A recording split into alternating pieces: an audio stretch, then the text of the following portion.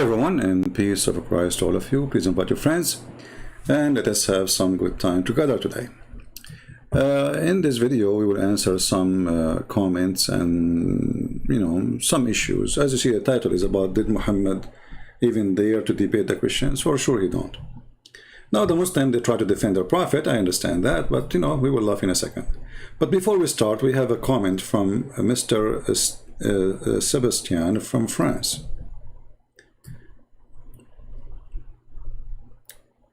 He said, I like CP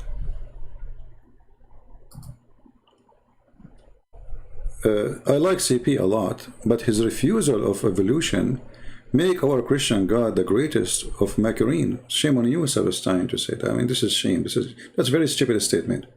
I don't know what you ate today, but you are saying stupid things. Like Allah. Like why? Let us see.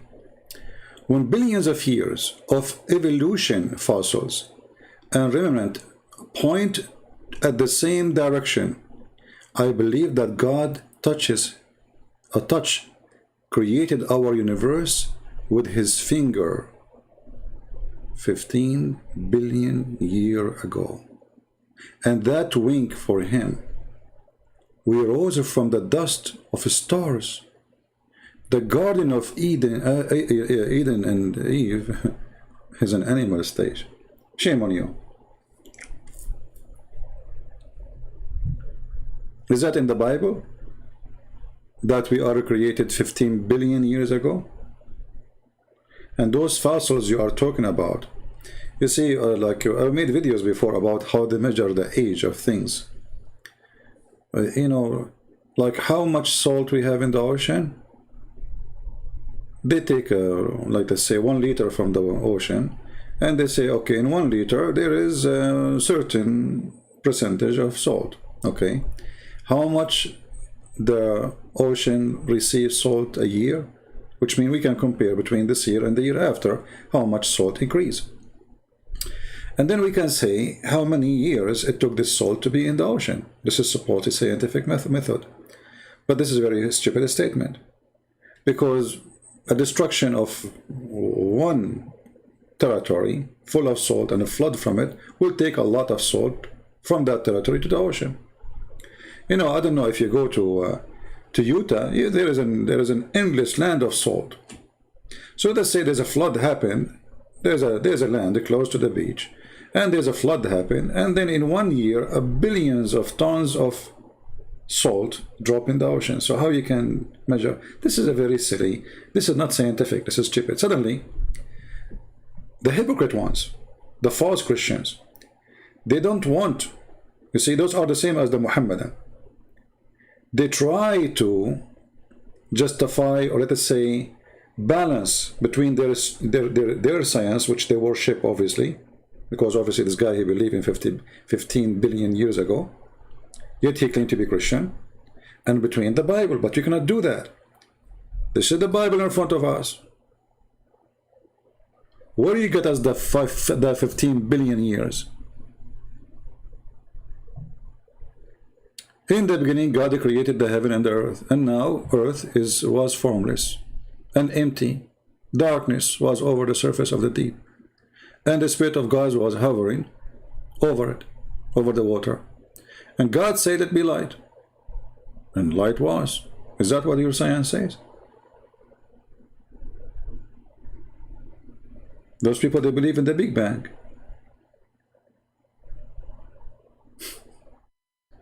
And God saw that light was good, and he separated the light from darkness. God called the light day. Where is the billion year? And the darkness he called night. And there was evening, and there was morning. First day. And yet you claim that you are the one who is a Christian?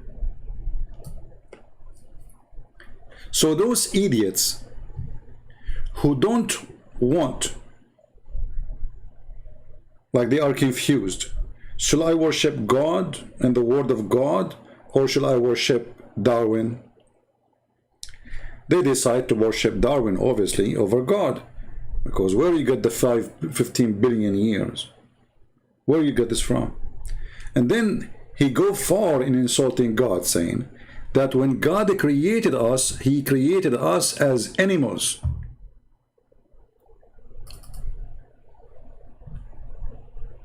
We rose from the dust of the stars. Is that how God he created us? From the dust of the stars? The Garden of Eve is an animal stage.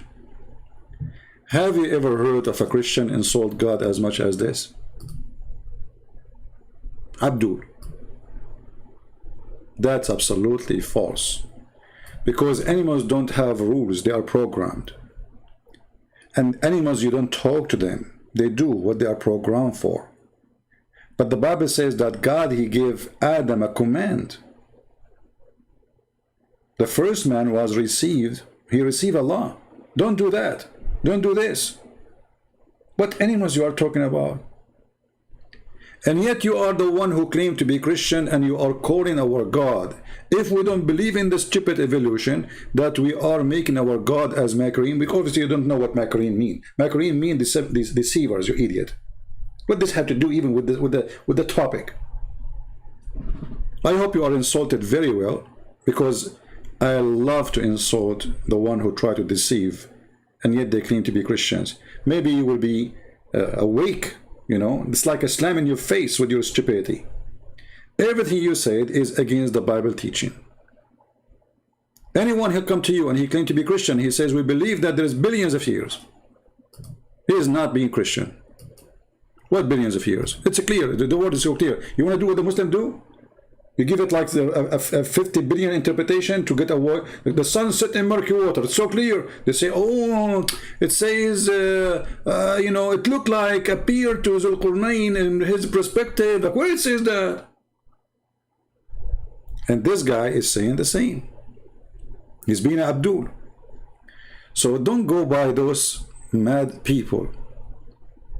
This is mad. This is stupid.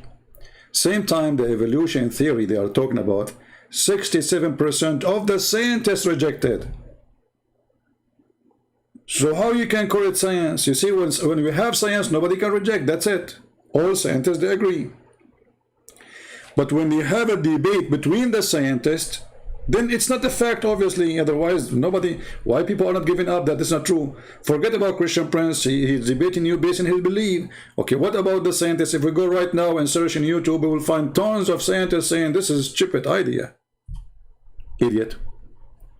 So now we go to the topic about Muhammad debating the Christians. You know, Muslims, they can refute me. For sure you can refute me. I mean, come on. But they cannot call me and refute me. And the Muslim, they say, Christian Prince, he hang up on Muslim. I hang up on idiots.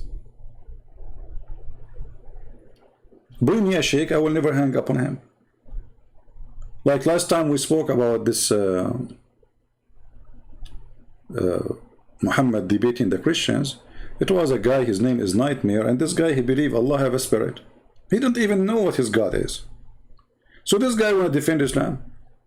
But anyway, the topic is, and this is my challenge to the Muslims, did your prophet debate the Christians? Did your prophet debate the Christians? You see, if your prophet debate the Christian, then we can find a debate. Is that correct, guys? I mean, you Muslims, you write everything about your prophet, including what he do with his ass. Your prophet, he says how to hold your penis, you write it down. Your prophet, he cleaned his ass with 3 rocks, you write it down. The prophet was sucking the tongue of Aisha, we write it down. The wife of the prophet, she is bleeding from her vagina, we write it down. And when we have a debate, you don't write it down? Where is the debate? This is sunnah.com. And those are the Sahih books. Who is the Muslim want to show me the debate from them? Choose anyone.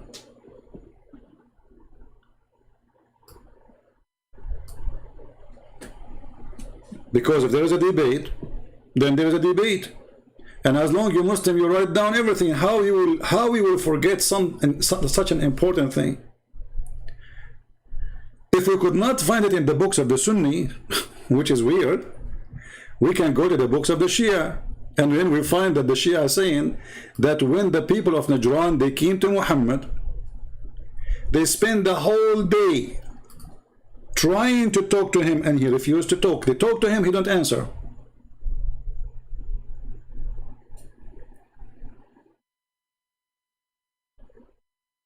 They talk to him, he don't answer.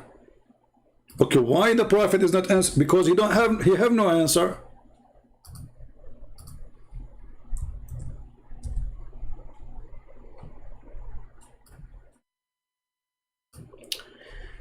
The book name سبل الهدى والرشاد الصالح الشامي, volume number 6, page number 417. By the way, if you don't like this book, just find a different book, doesn't matter.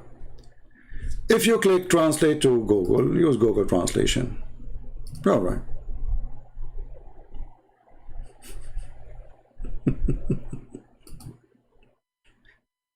We went to him, this is the Christian supposedly. They came to talk to Muhammad. Muhammad is the one who wrote them a letter to come. They come. They greet him, he refused to answer. They keep talking to him, he refused to talk.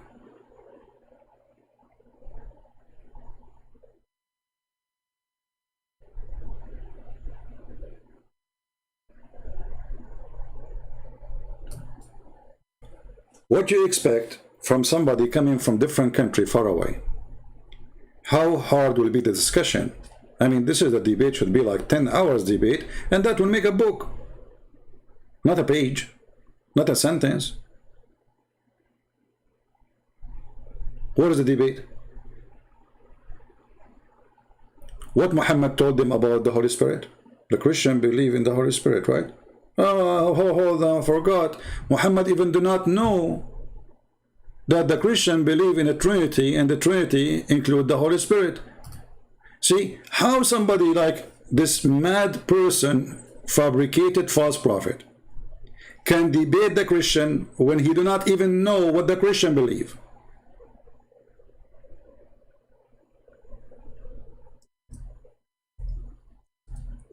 Muslims, any one of you can show me the Trinity in the Quran? Like what the Christian Trinity believe in? If you cannot, I can show you.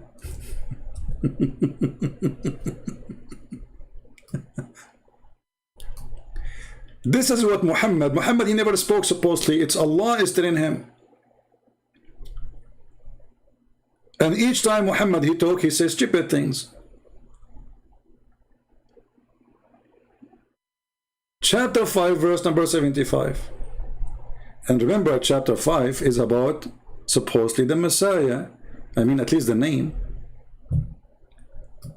What is the debate? Christ, the Son of Mary, was no more than a messenger. Many were messengers that passed away before him. That's false translation, by the way. It says, قَدْ خَلَتْ مِنْ قَبْلِهِ الرُّسُلُ. All messengers before him, they die. That's what it's meant. And his mother was a woman of truth. They had both to eat. So Muhammad is telling the Christian that Jesus is not God and Mary is not God. Both of them they eat, but the Christian don't believe that Mary is God. What is the Trinity? So how such a fool he can debate the Christian about what they believe? And then Muhammad the fool, he continue.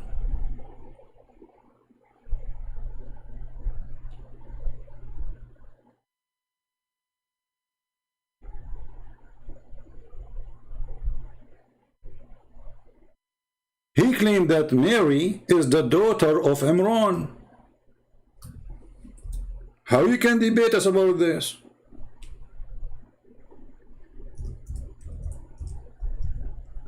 But Imran, even Muhammad, he called the name wrong. It's Amram, not Amran, but idiot, as what you say, is the father of Moses. And Muhammad keep repeating the same thing over. If you go to chapter 66, verse number 12, which is very funny to have this verse there anyway. I mean, what is this? And Mary, the daughter of Amran. How Mary, she became the daughter of Amran? When Muhammad, he said, Mary, she is the sister of Aaron, the brother of Moses. I remember in the Quran, Muhammad, he did not say Mary, he said Maryam. And that is exactly the correct name of the sister of Aaron. Aaron have a sister. Her name is Maryam.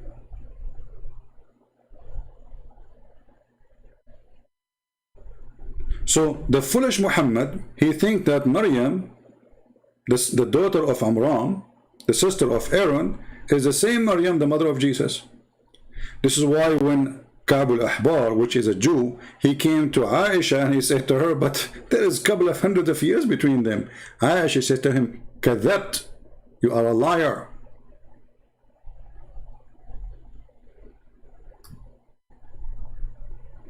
She did not say the Prophet did not mean that.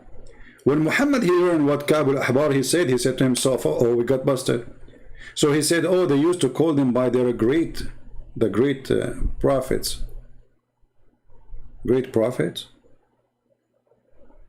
Which one is greater in Islam? Aaron or Moses?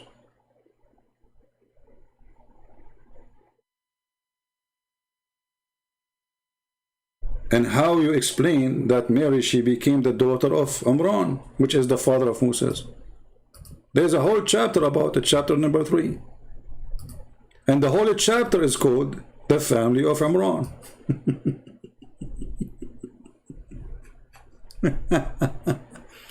So how such a fool he can debate the Christians? He cannot. This is why in the book here it says that your prophet, he sent us a message. Okay, when we came, we love to talk to him, no problem. We greeted him, he refused to greet us. وَتَصَدَّيْنَا لِكَلَامِهِ نَهَارًا طَوِيلًا فَأَيَانَ أَنْ يُكَلِّمْنَا. And we stayed the whole day speaking to him, asking him a question, and he refused to talk. They are telling people, they are telling a person, his name is Uthman, a person, his name is Abdul Rahman. We came to talk to your prophet. Why he invited us? So what is the debate? And then there's a hadith of the Shia, they say, that Muhammad told them that what is preventing you from converting to Islam, that you worship the cross. Hey Christian, do you worship the cross? Since when? If a Muslim want to say, I will use the logic of Muhammad, that the Christian of Najran, they kiss the cross. Will you Muslim, you kill the black stone, you kiss the black stone.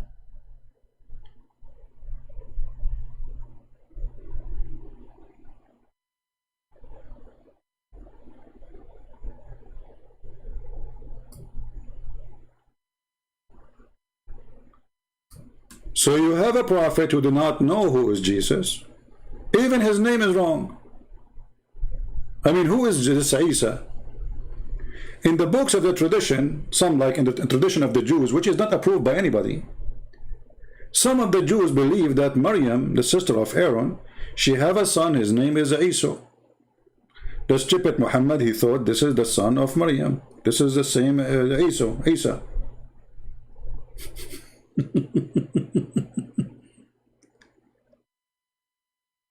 So Mary, the sister of Aaron, the daughter of Amran. You see, the first one, Muhammad, he was able to fix it because Ka'b al-Ahbar told him, yeah, Abdul, listen, there is a huge difference between Maryam, the mother of Jesus, and Mary, the mother of Jesus, and Maryam, the sister of Aaron. There's hundreds of years.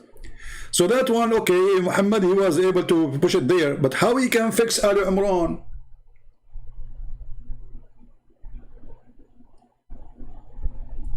And then you need to ask yourself the question, why the Jews, they wrote that Moses, his father name is Amram? I mean, they knew that Muhammad is going to be a fool and he will write something stupid, thinking that this is the same family. Why somebody, he wrote a book hundreds and hundreds of years before this madman he was born? Why they want to change the name of the father of Moses? And what make it more funny, even the Muslim agree that the father of Moses, his name is Amram. But the question, where do you get this from? From the Bible. This is why the silly Muhammad, he could not and he cannot debate the Christians.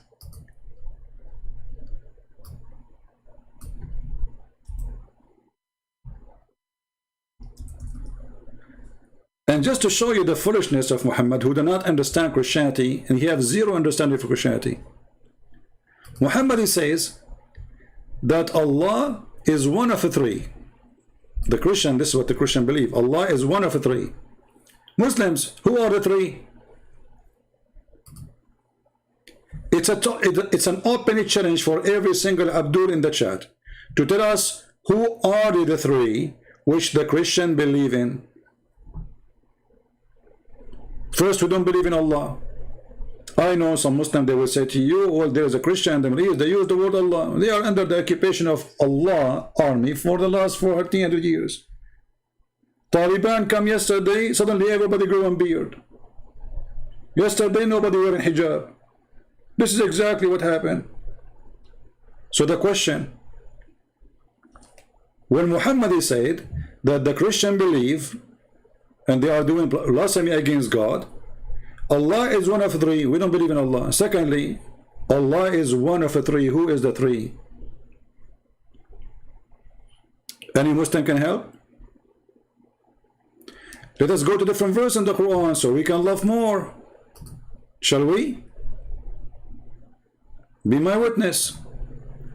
Remember, Allah is one of the three. The verse we showed you previously says so, right? And as you see, we are showing you in front of your eyes.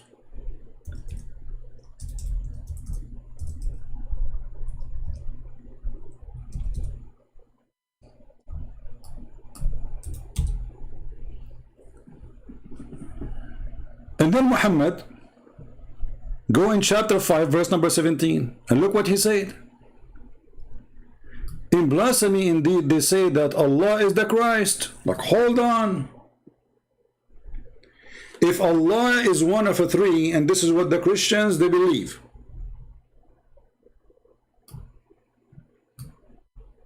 which verse was that? Chapter 5, verse number 73, the same chapter. Okay. So, chapter 5, verse 73 says that the Christian, they say blasphemy against God by saying that Allah is one of the three. Take a note. But then the crazy man Muhammad, he say in the same chapter, in verse number 17, that the Christian believe that the Messiah is Allah.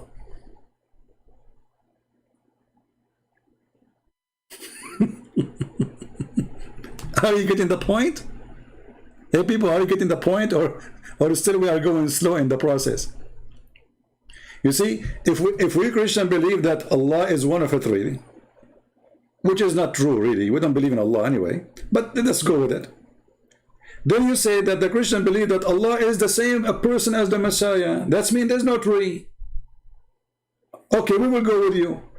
The Christian believe that Allah is one of the three, and they believe that the Messiah himself is Allah. Who is the other two? Because Allah and the Messiah is one now.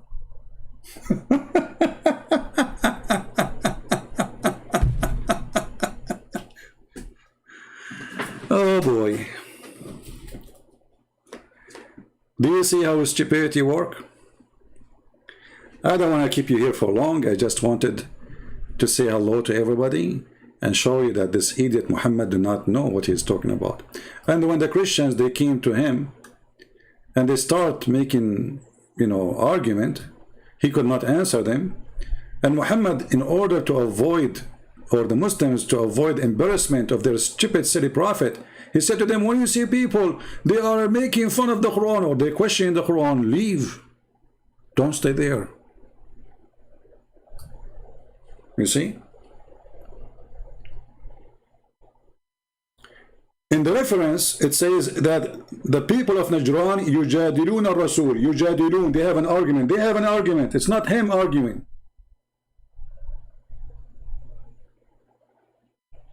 Actually, there's a chapter in the Quran. It's called the chapter of Al-Mujadala.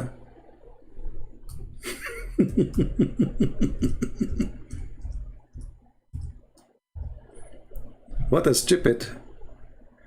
And for sure, you know, like the Muslims, they have many names for many chapters. Every religion of Islam have different name for the same chapter.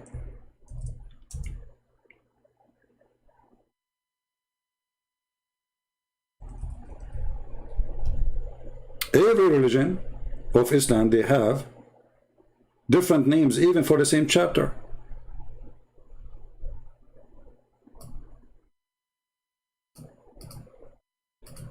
And they say to you that the word mujadala mean he is debating them too.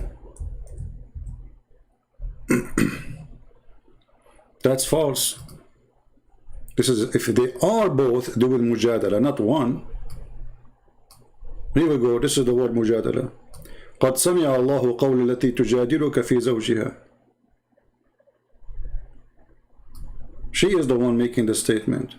She is not debating him. She is coming to even to complain.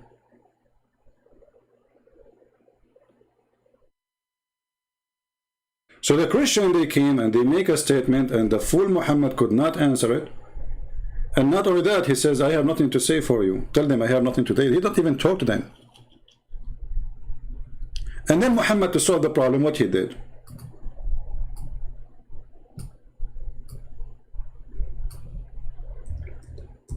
He said, okay,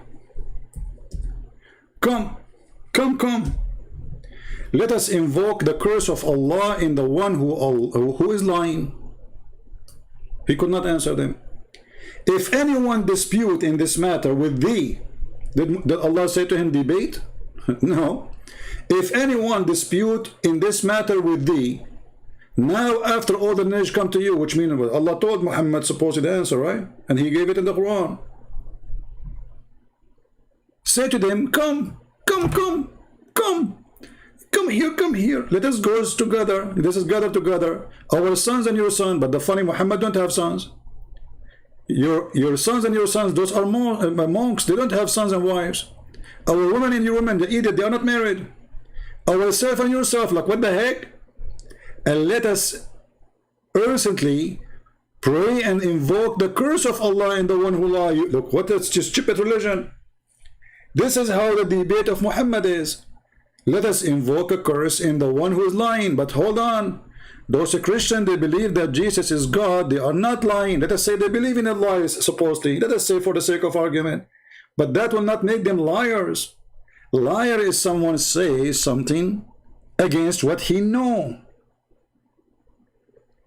So this argument again is an argument of a liar. Actually in the Middle East they say to the thief, swear by Allah you did not take the money. He loved it. He says, I will swear. He says, you know, the solution came. The rescue came.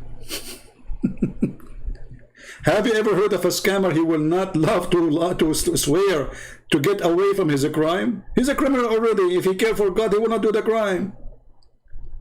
So Muhammad saying, let us swear.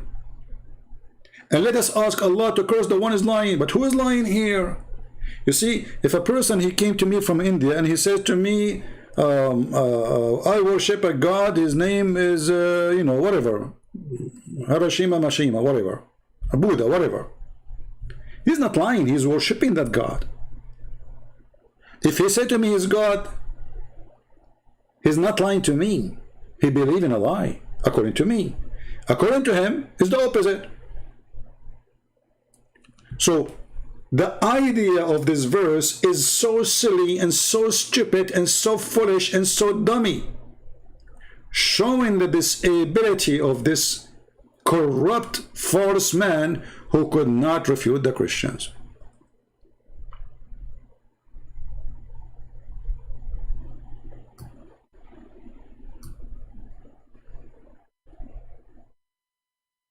Do you see it? So my friend, this is just my snack for you for this evening, for those who live in the state, and this is my morning snack for those who live in Asia and like where it is sun right now. And by the way, don't forget the Prophet, he knows everything, and there's a Quran, there is science, brother. You know, the sun did not set in the sun murky water. This is how it's appeared to him, brother. It's appeared. Where it says the word appear, doesn't say that there. But in order to take the stupidity of Muhammad away, we say that. And not only that, they agree that when Muhammad, he said that the sun disappears and goes every day under the sun, the throne of Allah, it was a true hadith. So if we make a summary of this, the Muslim, they write down everything Muhammad is saying, everything he do, even when he shake his penis, they write it down. The Prophet hold his penis with his right hand. I mean, look, they're watching him. How in the world they saw it? Did your Prophet used to stand and show you his penis and he's holding it? The Prophet, he shake his penis 3 times. Like, how you know? Your Prophet, he have no shame. He don't turn his back to you when he do pee. Is it an animal place? The Prophet, he clean his ass with the 3 rocks. Like, what the heck? So you have the record of all those things, but you don't have a record for a debate? A debate which took the whole day. Because it says there, we were talking to him the whole day and he refused to answer.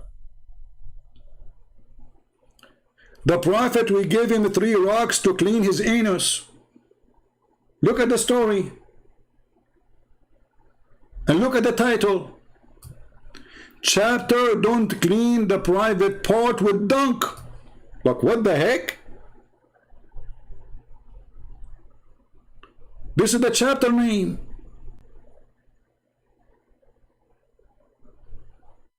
What is the chapter name? Don't clean your anus with dunk. They are being polite, you know. Don't want to use the word anus, right? So they are saying that in the translation, don't clean your private part with dunk. Like, why the Prophet, he want to clean his with dunk anyway? And Muhammad, he claimed that he should not clean with dunks and bones because this is the food of the genie. Like, what the heck? So you have record of all those things, but you don't have a record of a whole debate. What they said to him, Jesus, okay, he, you know, he's born from no man. How you explain that? Jesus, he is he walked in water, he did miracles. How you explain that? You know, should be a huge debate, as any debate. There is no debate. So they have record in the most funny, silly, stupid things about their Prophet, but they don't have a record of a debate. They have a record even that the Prophet, he imagined things as done by him, but he did not. So who did it? The man is crazy, obviously. If you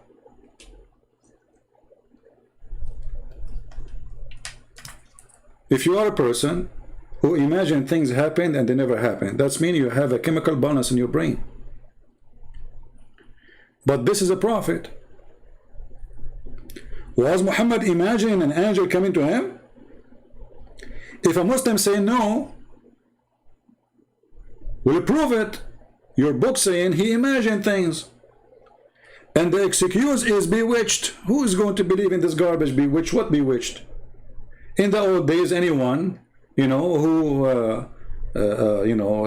mentally ill, they say he was bewitched because simply, especially the one who act normally during daytime and suddenly he start doing something weird.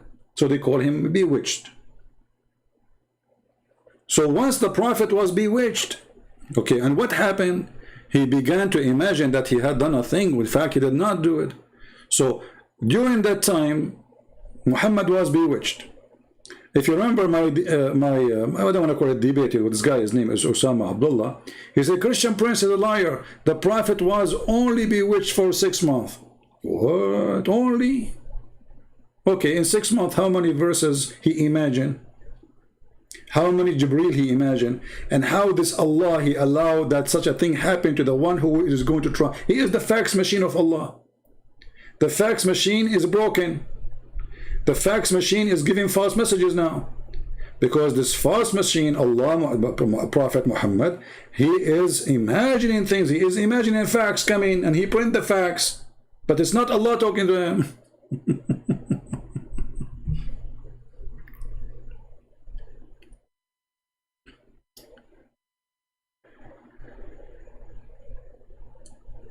So, Muhammad was nothing but a fool. A person who do not know what even the Christian believe. Did the Christian believe that Jesus is himself is Allah, or do you believe that Jesus is one of the three? Which one, Muhammad? Idiot. Did the Christian believe that Mary is part of the Trinity? No. So obviously, Muhammad, you have no idea of what he's talking about. Is Isa the son of Mary? Is the nephew of Moses? No. Is Mary the sister of Aaron? No. Is Mary the daughter of Amran? No. So how he can argue with the Christians? They will ask him those questions. Hey, idiot, where you get this Mary? She is the daughter of Amran. What Muhammad will say?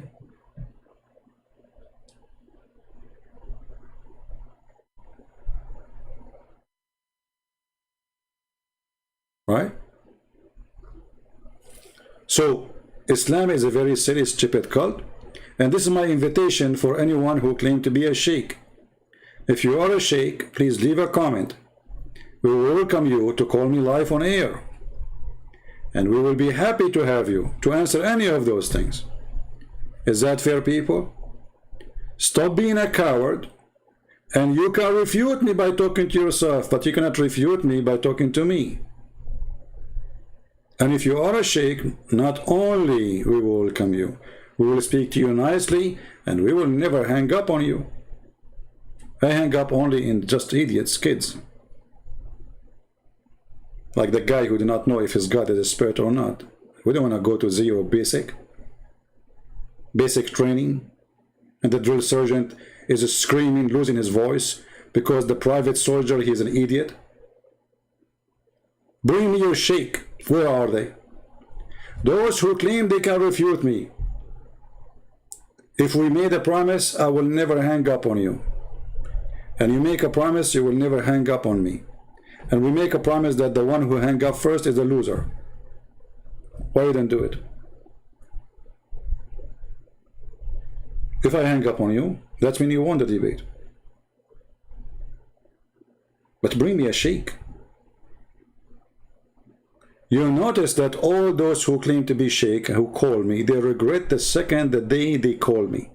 And we never hang up on them. Actually, it's the opposite. We ask them to stay. Do you remember this kid? Nader Ahmad? For sure you will love his name now to be mentioned. He's like he worshipped himself. He go around, Christian Prince, he run away from me, Christian Prince, and yeah, he run away from me. I mean, this guy is a kid, he's stupid. And then I lost my patience, because last time I talked to him, he agreed that it's okay for his prophet to have sex with a goat. And then this Dudu, he said, everything the Christian Prince, he said in this debate insulted the prophet. I took it off from the debate. So what is left? The whole debate is about your prophet having sex with a goat. And he said to me, so what? Isn't it better than the Bible says smash their head? So this guy, he go around. Christian Prince is running away from me. I said, okay, you know what, Nader Ahmad, he came to the chat here. I said, Nader Ahmad, call me, come on. Let us see who's running from who. And I told him, you tell me what you want to talk about. I'm not going to ask you a question. You remember it, right? You remember the argument? I don't want to call it debate because they are kids. And then he started talking about alcohol. About scientists, they discover that there is a huge number of women, they are losing their baby or etc. You know, because of alcohol. Okay, wonderful. But who said to you Christianity allow drinking and get drunk? Even the Bible says a drunken, they will not enter the house of God, the kingdom of God. Drunker and this is why Muhammad, he copied, he put it in the Quran. He copied from Paul. He copied word by word from Paul. So I said to him, okay, is alcohol is bad or good? took me more than 25 minutes repeating the same question. Is alcohol good or bad? Bad or good? You remember that? You know, I can play it for you again. How long it took him to answer? And then you will see an idiot. He claimed to be Christian. Says, a Christian prince, you should have more patience. You idiot. I'm repeating the question for the last 25-30 minutes. The same question. Is the Quran, okay, according to the Quran, is alcohol bad or good? Christian prince, you are changing topic now. Abdul, according to the Quran, is the, you know, and then you will see a Christian in the text saying, Christian prince, you have to be more patient, brother. Actually, once there's a Christian, he posted in the comments saying, but he's talking about a different person, not the Dura. He said, I was surprised that this person, he had patience to talk to Christian prince. He is the one who had the patience, not me.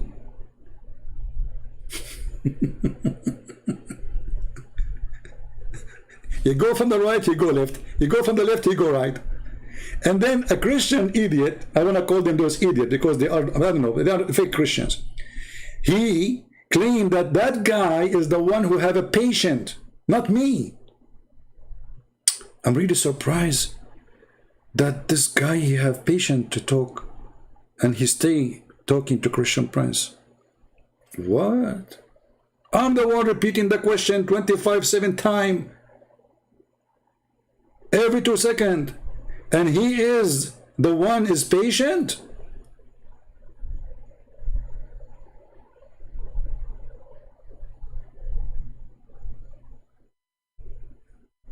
And then a Christian, he will say to you, Christian prince, why you don't let them speak? Like, what the heck? What's wrong with those people? So what we were doing?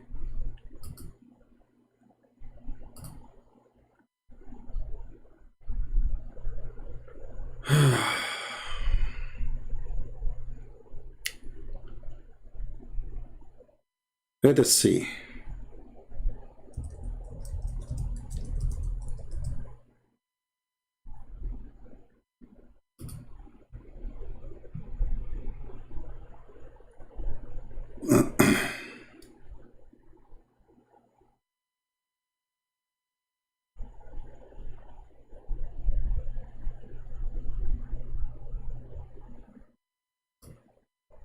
Just for comedy.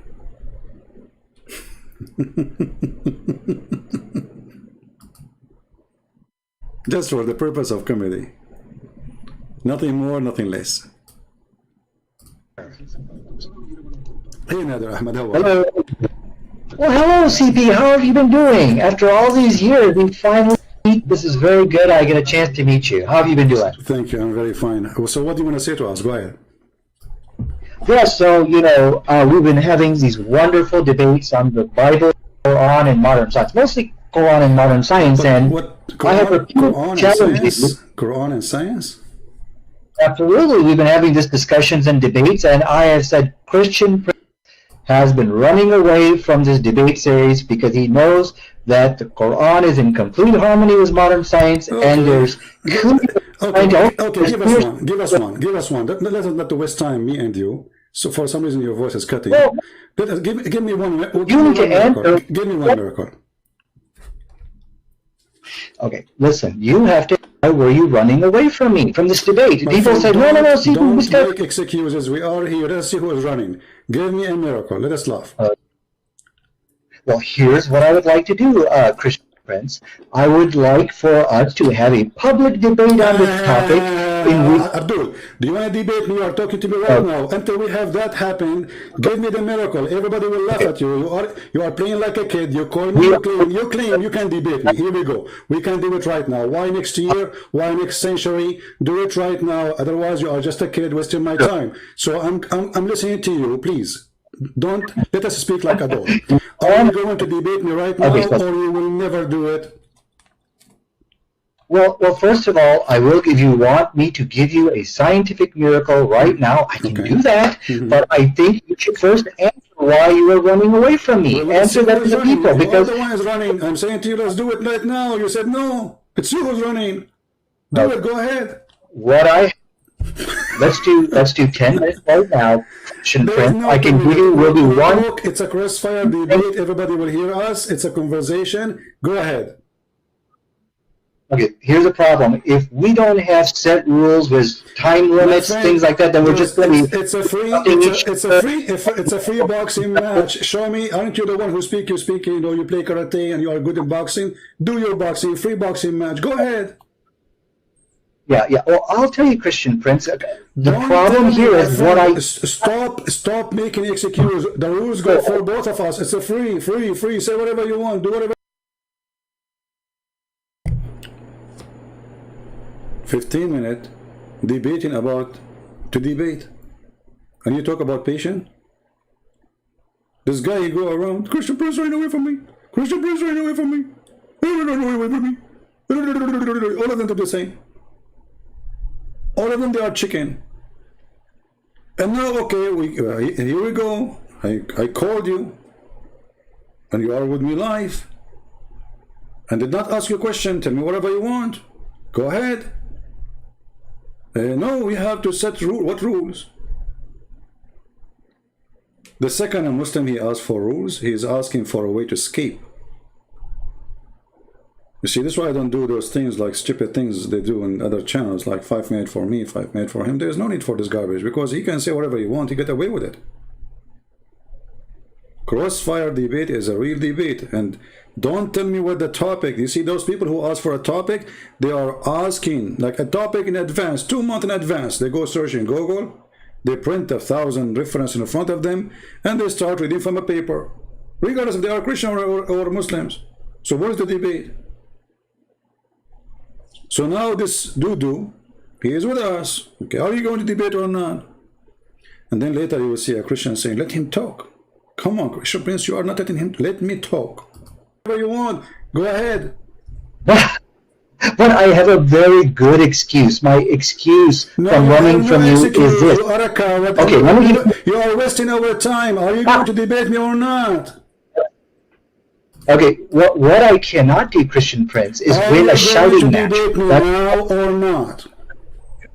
Coward on the run. Okay, so we're going to talk about one scientific miracle, and then you're going to agree to debate me later on. Okay, so let's do. I am agreeing to debate you anytime. Here we go. I'm here with you. Go ahead. CP, we need a format. We need equal time, and we need to share. Don't call me again. You are just a kid. You don't dare even. See why I hang up on people? Do you see why I hang up on those Muslims? They say to you, why you hang up on him? There's no point of talking to them. First, there is no honesty.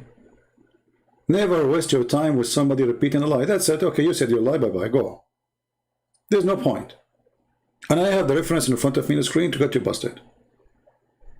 I give you an opportunity to talk to me to prove me wrong.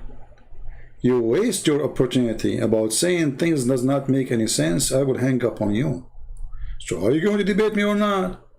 This guy, 24 hours, 7 days a week, he go from place to place, you want to debate every Christian. And all the Christians are running away from him. Everybody run away from him. I mean, come on. And to talk to me, we need a format. What format? Be a man. You are the one who said you want to debate me. You keep saying I'm running from you. You are just a kid. You are not even equal to my shoe. You don't even know how to say your prophet name correctly.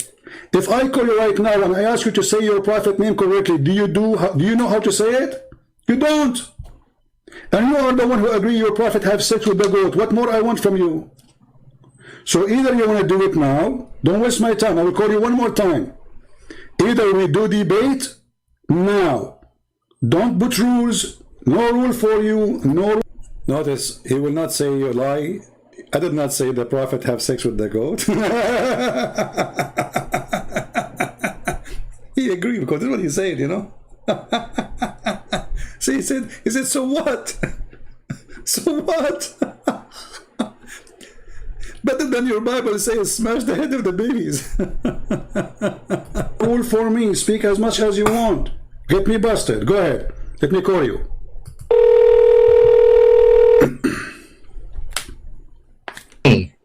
So that hurt my feeling. Do you accept or not? Hurt my feeling.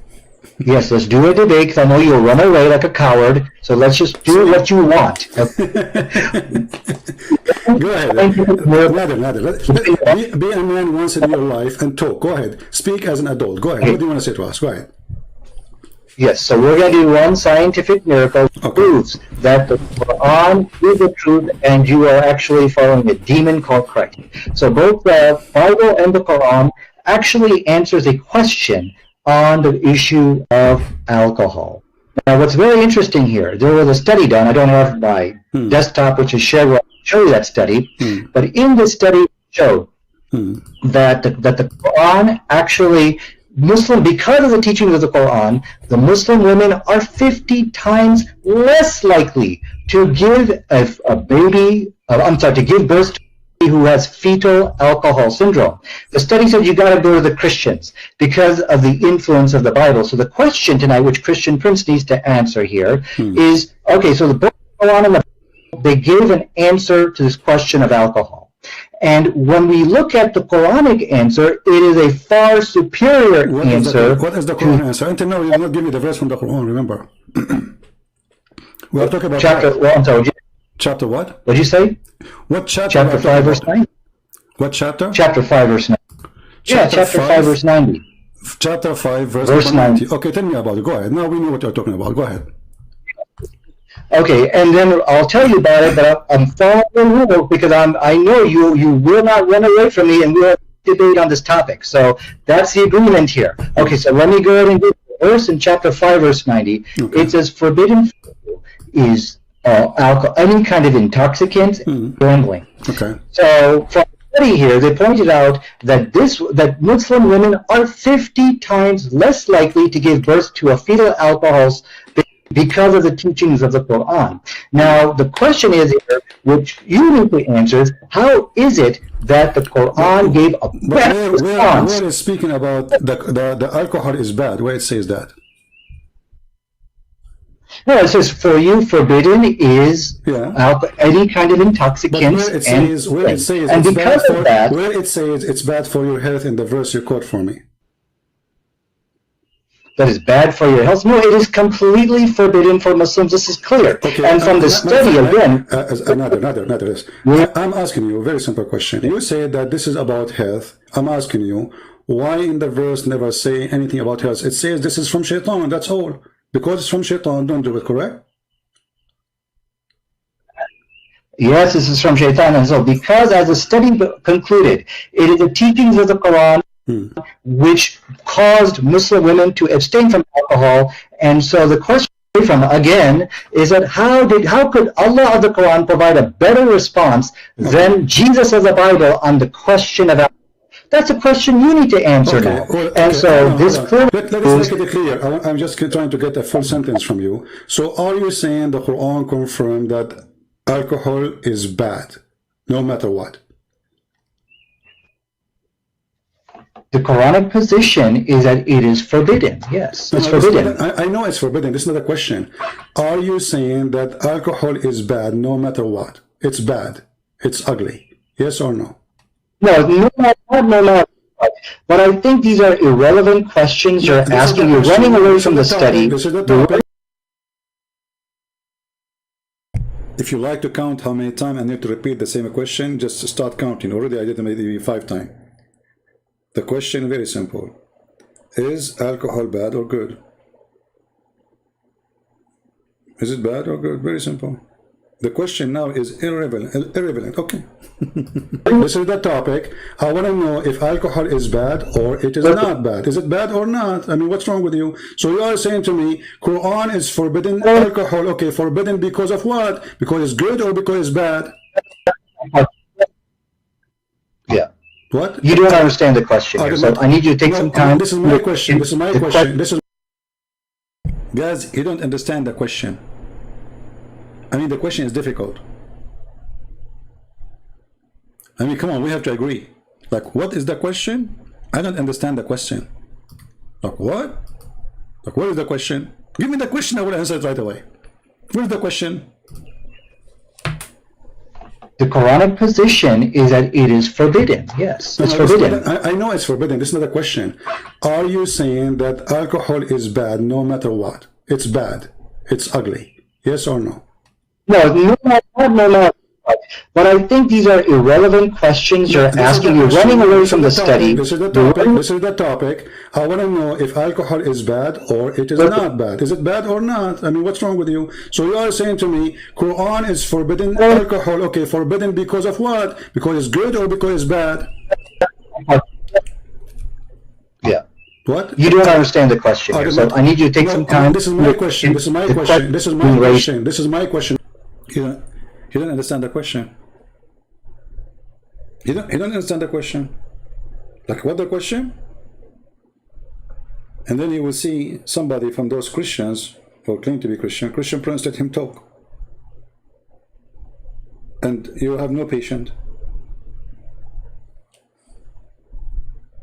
And I will not be surprised if somebody says from those Christians too, that I'm surprised that this guy, the Muslim guy, he had patience to talk to you. Not yours. The Quran forbid alcohol. Is it because it is bad or because it's good? You're saying, okay, so you're saying alcohol is forbidden in the Quran. Is it because it's bad or good? Why you are in trouble? Very simple question. How many times I need to repeat? Listen carefully.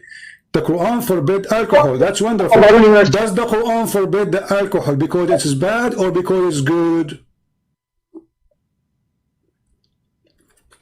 So the reasons why the Quran forbade, there's actually a reason in the Quran. They said there's some good outweighs the good. You look at the answer. And so the issue here. Why you are making a speech? I mean, the answer is very simple. Allah forbid alcohol because it's bad, or Allah forbid the alcohol because it's good. Which one? Choose one.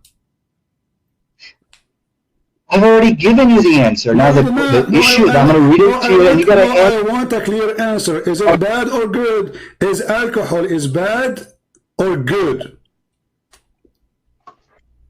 See, CP, I need you to stop interrupting me. I know you're scared. I know this is the point you are not able to answer. And one word. Is it bad or... Stop interrupting me.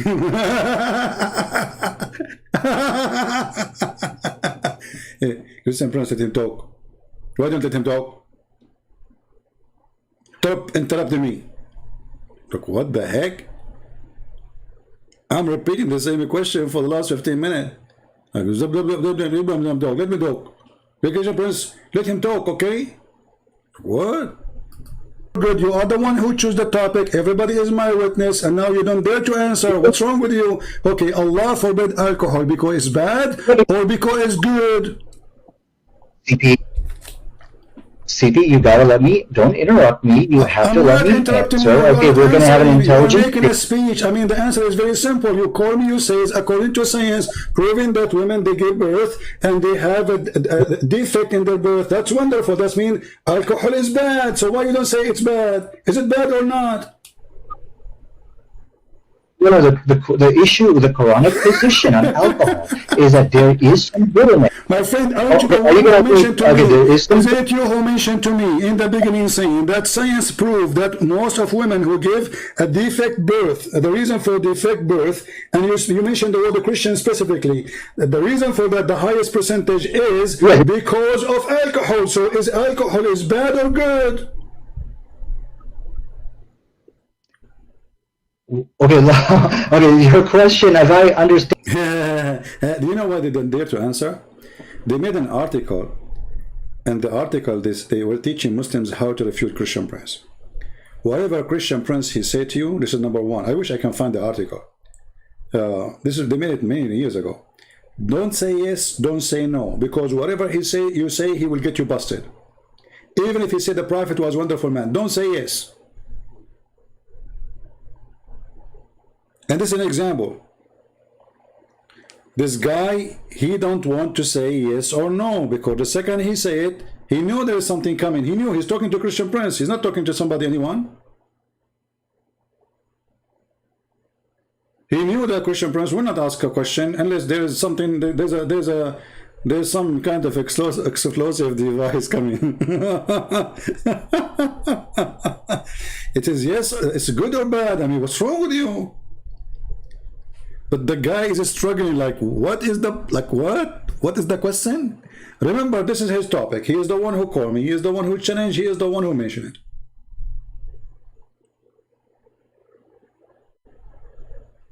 No, I want a clear answer. Is it bad or good? Is alcohol is bad or good? See, CP, I need you to stop interrupting me. I know you're scared. I know this is the point you are not able to answer. And one word. Is it bad or good? You are the one who chose the topic. Everybody is my witness, and now you don't dare to answer. What's wrong with you? Okay, Allah forbid alcohol because it's bad or because it's good? CP, you gotta let me, don't interrupt me, you have to let me answer. Okay, we're gonna have an intelligent... You're making a speech. I mean, the answer is very simple. You call me, you say, according to science, proving that women, they give birth and they have a defect in their birth. That's wonderful. That means alcohol is bad. So why you don't say it's bad? Is it bad or not? You know, the issue with the Quranic position on alcohol is that there is some good in it. My friend, aren't you the one who mentioned to me? Isn't it you who mentioned to me in the beginning saying that science proved that most of women who give a defect birth, the reason for defect birth, and you mentioned the word Christian specifically, the reason for that, the highest percentage is because of alcohol. So is alcohol is bad or good? Okay, okay. Your question, as I understand your question, you're saying that overall alcohol a good or bad thing. Is that your question? I mean, this is even your topic, and you don't even dare to answer. You call me saying that because of drinking alcohol, women give birth to children who have defect in their birth. Okay, that's your claim, and you claim this is from science. That's wonderful. Now, I'm asking you, based on what you told me, is that mean? And based on the Quran forbidding the alcohol, does that mean according to Allah, alcohol is bad or good? Oh, I think I understand your question. Your question is, okay, did Allah forbid alcohol for a specific reason of preventing fetal alcohol babies? Is that your question? No, what's wrong with you? You are in trouble. You are like a cartoon, Mickey Mouse. You're in the corner. You not know what to say. I'm asking you, is it bad or good? Very simple. Don't tell me any reason. I want to know. Is alcohol according to the Quran bad or good? Bad. Okay, to answer your question, it's bad. It took us 10 hours to get the word bad. And look how stupid this argument.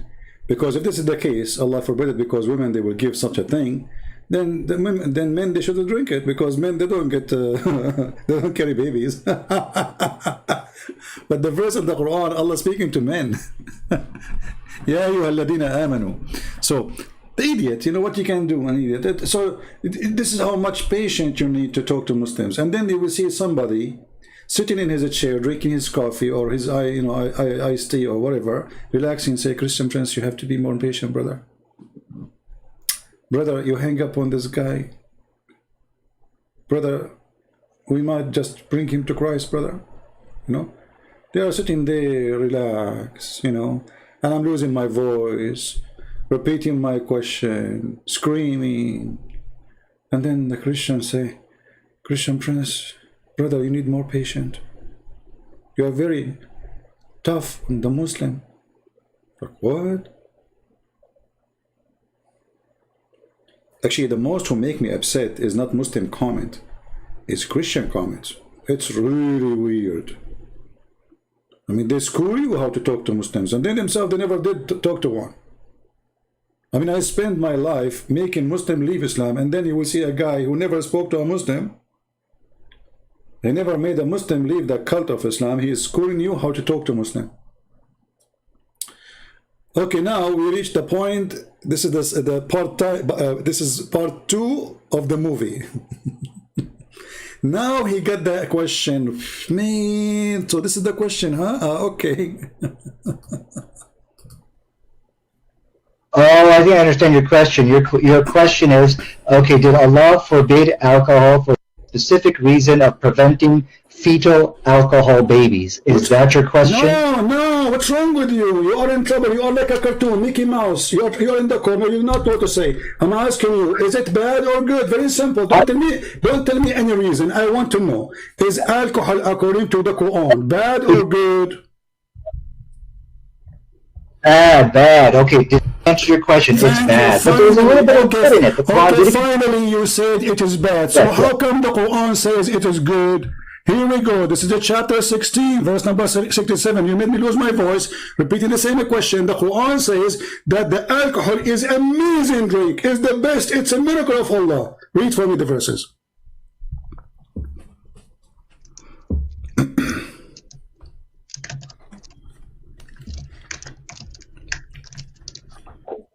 He's searching Google now.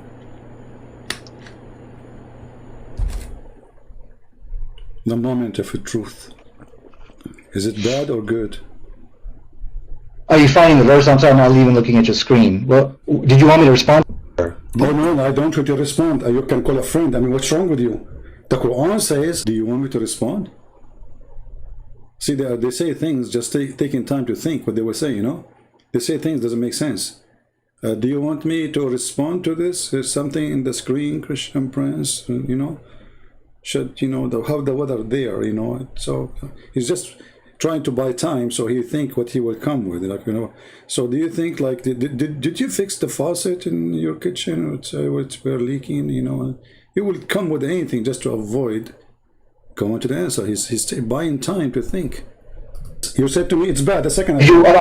You said to me a second ago the Quran says that the alcohol is bad.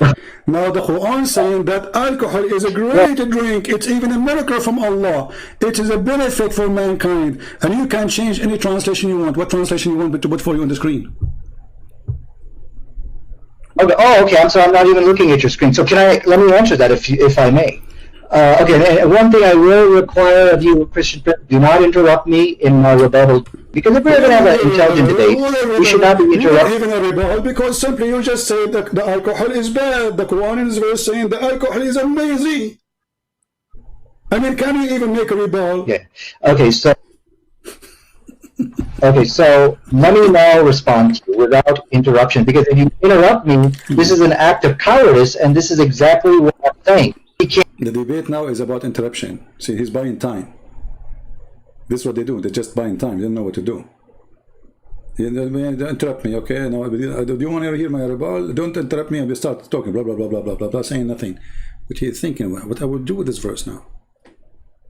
Can't handle me in this debate, so he's got to interrupt me. So let me now go ahead and... We cannot handle you for sure. For sure, you are like a little cat. Answer how the Quran, the same book, saying alcohol is a sign from Allah. It's a great benefit for mankind, and this is amazing product to use. It's a benefit. You make good deeds from it. You make good money from it. You make good health from it. It is in the top of that. It's a sign from Allah. Okay, so now you're going to let me speak, or you're going to run away? I'm waiting for your interruption. I'm waiting for your Majesty. Stop complaining about interruption. You can interrupt me too. We said it's a free form, and your duty. Remember your duty here. Supposedly, you are going to show me your knowledge, and your knowledge is a joke. You are just a kid. You choose a topic. You mentioned the topic, and now you do not know what to say because your God said alcohol is amazing. How you answer that? Okay, I want to understand, when you interrupt somebody, this is an act of cowardice. He's running away because I'm about to put the slam dunk onto him. So let me go ahead and answer the question. The issue with the Quran actually made it clear: in alcohol there is some good. However, the bad is the good. So this is what the Quran says. And the Quran, just get lost. Get lost, stupid idiot. It's a waste of time to talk to you. It says in front of you, it's a good. You made good from it. You made good nourishment of it. Indeed, you made good nourishment of it. See why I hang up? And then I call him back, by the way. I feel sorry for them. And at the same time, I said to myself, like, you know, in this circus, I mean, when you dump out this idiot, the joker of the circus, you know, in the middle, I mean, people will laugh at what? So let us invite him again. But you lose your patience. The Quran says there is some good in it. You just said it's bad.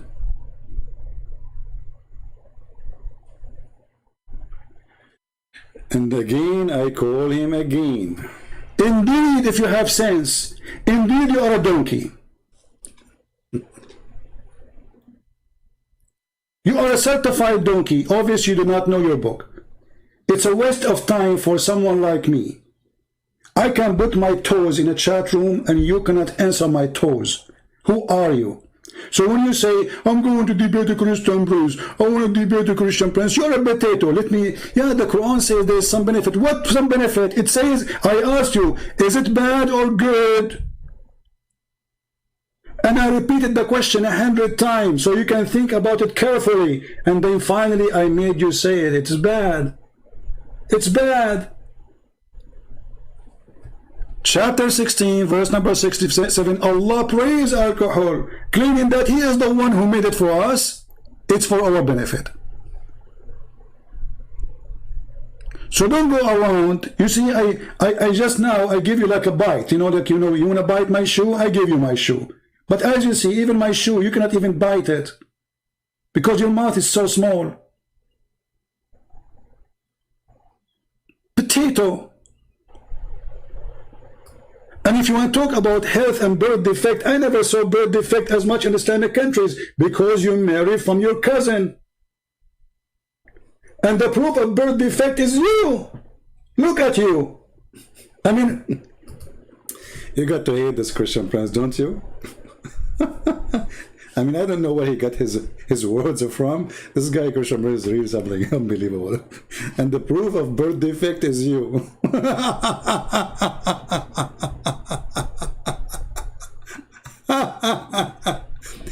They marry their cousins. Half of the society is suffering from disability because they marry their cousin, which is their sister.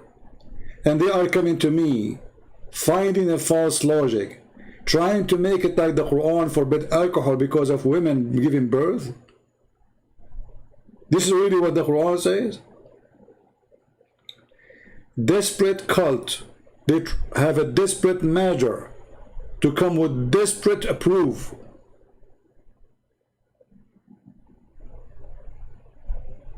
If your God, He cares for what you claim for birth defect, then He should forbid you from marrying your own cousin. Actually, the Quran allows you to marry your own daughter. A Muslim Abdul, he says, oh, this is a lie. The Quran says it's forbidden for you, your daughter, your mother. This is true. But if she is a daughter from a marriage, if she is a daughter out of marriage, you can have sex with her, and we can show the reference. That is Islam. Then we call him back. Should I play it all of you guys? I mean, should I play it all? What do you think? Do you want to continue the movie or we finish?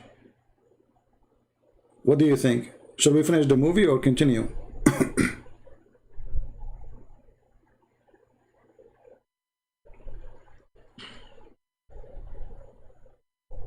What do you think? Give me an answer.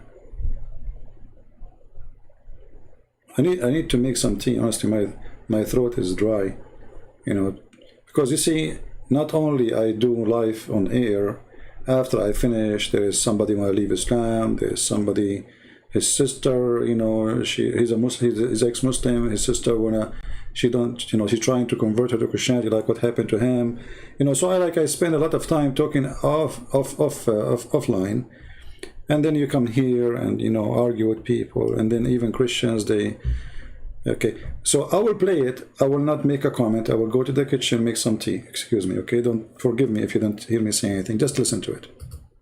If you are not the proof of birth defect, who is the proof? Idiot.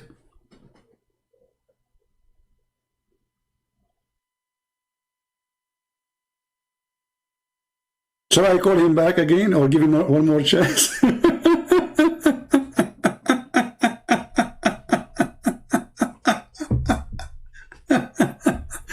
He will make a rebuttal.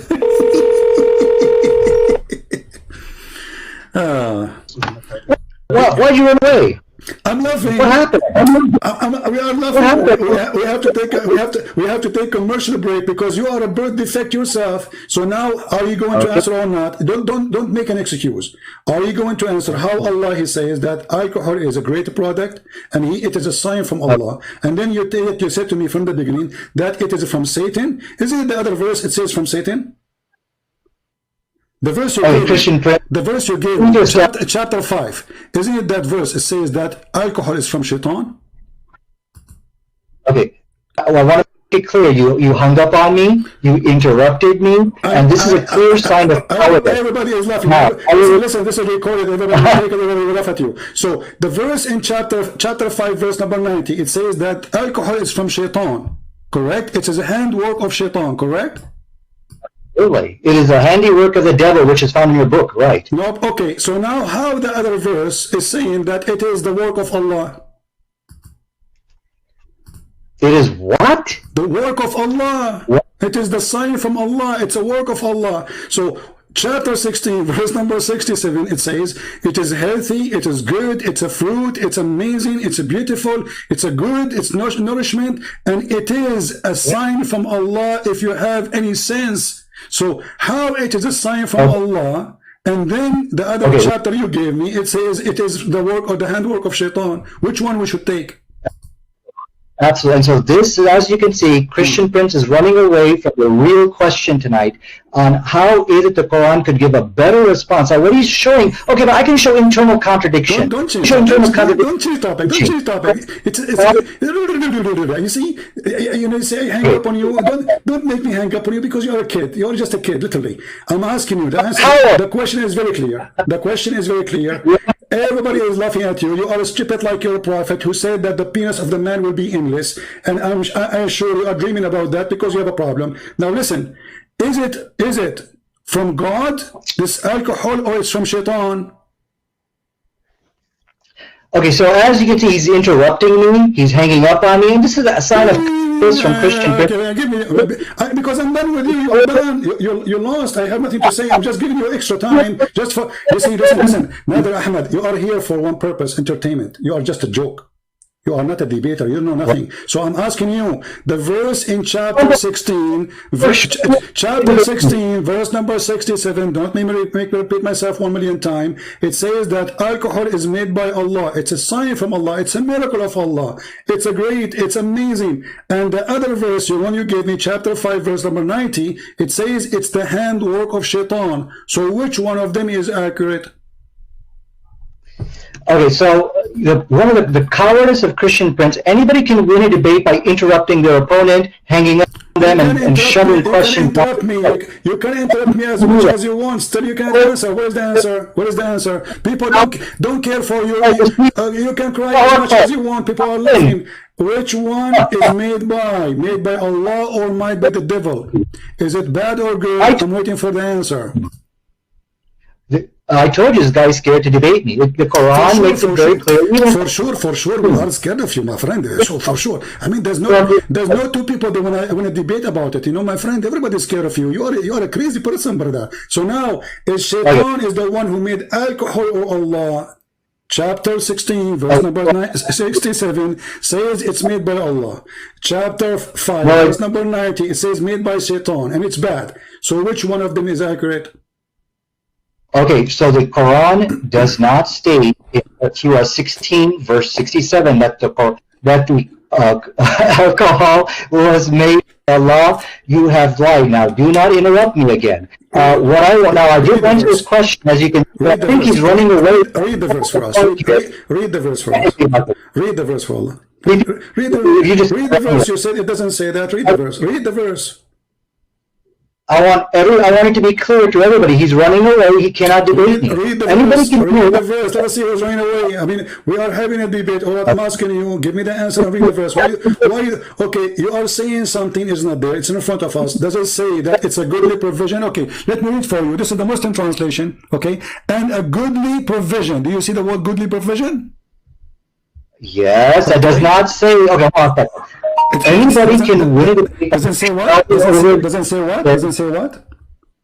clear? Christian Prince is a coward. Is it clear? He cannot have a fair debate with equal time. He's refusing to do so. What Is equal it time? clear to I all? will give you more time than me. I will stay mute if you're answering. I'm asking you. Does it say there? You said to me, I asked you, is it a bad? You said, yes, it is bad. Women, they get babies and they have defect. Bad, for sure is bad. Okay, the Quran here says, and it's a goodly provision. Verily there is indeed a sign for people who have wisdom. So according to the chapter 16, verse number 67, the one who have wisdom is the one who drink alcohol. Okay. So can I talk, or is this just your time to? Stop crying. Stop crying. I'm trying to explain to you the question so you might answer. You are just trying to buy time. You do not know what to say. Go ahead. Yeah, you did lie to people in which you said that alcohol is from Allah. We have you on tape.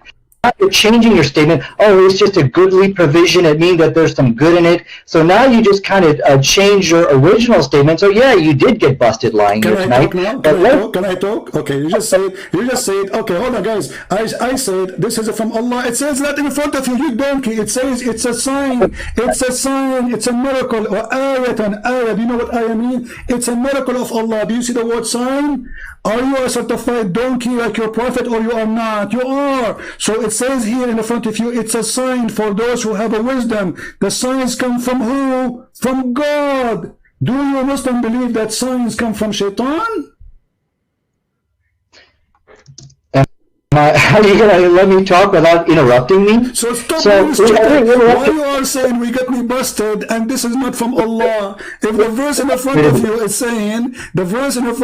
saying, this is a sign from Allah. So beer is from Allah. It's a sign. Black label, brother and sister, we have another with us. And by the way, the Muslim, they used to drink and they pray, and even the Quran made a verse about it, praising it. And then because the Arab, they start laughing at Muhammad, he said to them, oh Muslims, Allah told me, don't pray when you are drunk. Chapter 4, verse number 43. Oh, who you believe, don't go to the prayer when you are intoxicated because you are drunk. So Zakir Naik, Nader Ahmad, all the potatoes in the world, they used to go to the mosque with the Prophet and they fill a pot around him. And the Arab, they start making fun of Muhammad and his followers. What kind of followers they are? Why Allah did not say from the beginning? And in the top of that, Allah, he praised alcohol and he claimed that alcohol is a sign from him. Why he did that? Because the Arab, they love to drink. You're mic. Well, no point of giving me the mic if you're going to interrupt me every 10 seconds. I mean, this is an act of cowardice on your part. I'm just answering you. You made a statement. You said you got me busted. The verse doesn't say it's from Allah, so I have to answer. It says in the front of you, it's a sign from Allah. So do you agree it's a sign from Allah or not? I have never won a shouting match in my life. There's a difference. Listen, I want to answer. You see, shouting match, this is not shouting match, this is spanking match. You are being spanked. I want you to tell me, does it say in the verse a sign from Allah or not? It's pointless. You're just going to interrupt. What's the point of now talking about this? Here we go. It took me 5 minutes repeating my question to make you say that alcohol is bad. Repeating my question 1 million times, and now you are going to do it again. So is it saying there that alcohol is a sign from Allah, or I'm lying? Okay, so let it be clear. I'm going to answer your question, even though you're jerking me around, you're interrupting me. Are you going to answer? Is it a sign from Allah? Is it a sign from Allah or not? You see, I am not anyone you can play with. They are talking to Christian Prince. I hold you from your tail. Okay. I put you in the corner, and it doesn't matter how big the rat is in front of me. Still, you have no cheese. I'm going to repeat my question. Is it a sign from Allah, as the verse saying, or I'm lying? No, it does not say it's a sign from Allah. It says it is a sign. Then read the verse. Then read the verse. Read the verse. It says the word sign there. The sign is there's a difference. Can I respond? Why are you so afraid to debate me, Christian Prince? Please keep in mind when you interrupt people and you want. That's not a debate. And that's in front of everybody. In front of everybody. Which interpretation you like to put in the screen? Christian, Prince. Abdul, This stop into playing. Let everybody laugh at you. You want a Jalalain, you want a Tabari, you want Ibn Kathir. What do you want? I will put them for you and you will get you busted. You're a potato. So I'm asking you for the last time. I'm losing my patience. You're just a kid. Is it a sign from Allah or a sign from Shaitan? Here it says it's a sign for those who have wisdom. For who? Yes. For the one who have wisdom. So the Quran saying it clearly that those who have wisdom, they believe in the sign, which is dream drunk. Can I respond? I mean, can I talk? I don't know. You could just interrupt me at 4 seconds. I think I can 4 seconds now that you are the best joker ever. I love you, man. I love you. I love you. You know, God created a lot of funny things. I love you for the sake of God because you are the best joker. Are you going to answer or not? You see, how many times I need to repeat my answer? When the Quran is saying it's a sign by who? Who is the one who is giving the sign? Can I talk? Are you letting me talk, Christian Prince? No, you're not allowed to talk. I'm repeating the question, you donkey. Is it a sign from Allah? The word sign is coming from who? Who is the one who did the sign? Who is the one who did that sign? Go ahead. Okay, so now please don't interrupt me. The text of the Quran, it is a sign as that. The text did not say it's a sign from Allah. So the text did not say this. Okay, it's from who? What? Guys, it's not from Allah. The text did not say it's a sign from Allah.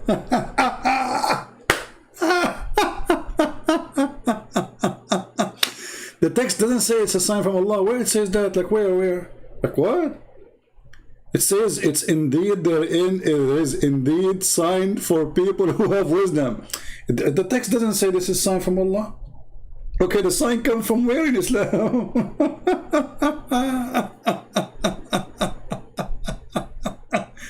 And they say to you, let him talk.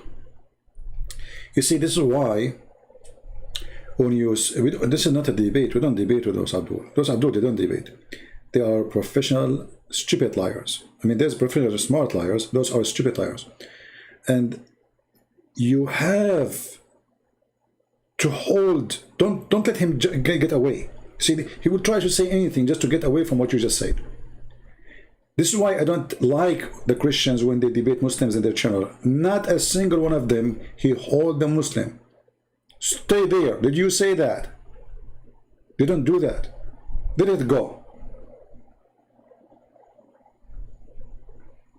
It is extremely important to hold them accountable for what they just said.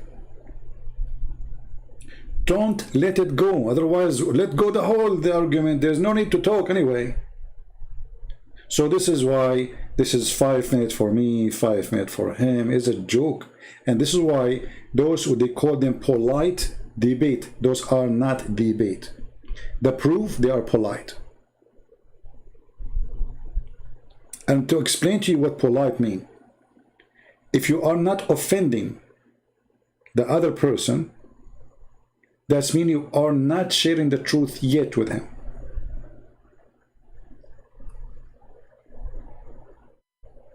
At least the truth, you believe in it. So when a Muslim, he said to me, Jesus is not God, he's offending me. He's sharing his own side of the story.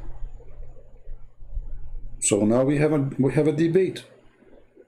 If you say to me, we believe in the same God and Jesus, blah, blah, blah, this is not what they believe. They don't believe in Jesus as God. This is why, like, a person like, what's his name?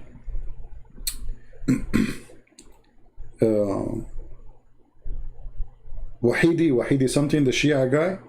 This guy is like a snake, you know. This guy, he have no religion. With the Christian, he starts saying things doesn't make sense. The Islam, you know, he make himself like he's opposing the bad Muslims, but he will not confess that this is his religion, you know. So you need to learn how to deal with those people. Until now, I saw zero Christian, sadly. He hold them there. Did you say that? Doesn't matter how many times you repeat the word. Did you say that? Repeat it again. He will try to escape. Repeat it again. Hold on. Don't let it go. The second you let go, he escape it. You lost an opportunity.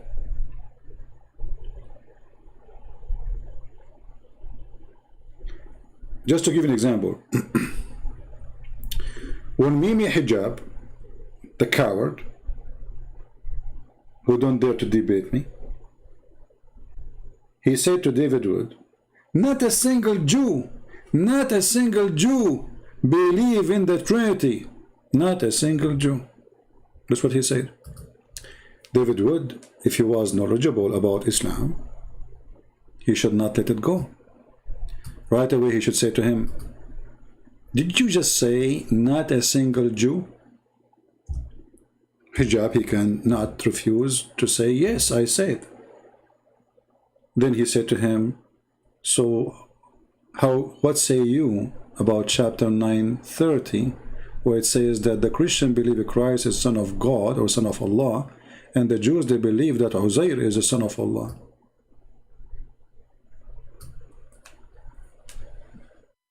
He was talking about monotheism, remember? So when you debate, first you have to be a person who have a very fast thinking. Secondly, you have to be knowledgeable. Number three, you have to be listening carefully to the idiot in front of you, what he is saying, because you can turn the table easy on him, for he is certified idiot. He just said his prophet is a liar. He just said that his Quran is made by an idiot, because not a single Jew believe in some God. Not a single Jew believe in Trinity. Not a single Jew, he says God, he sent the Son. Not a single Jew.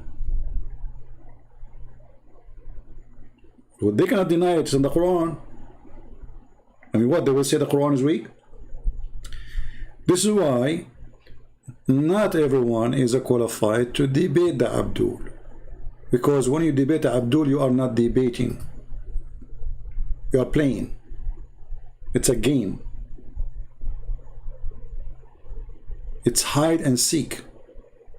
Debate can happen only between two decent people who share the truth about their belief. Muslims don't share the truth about their belief. Oh, okay, no, finally we got an answer.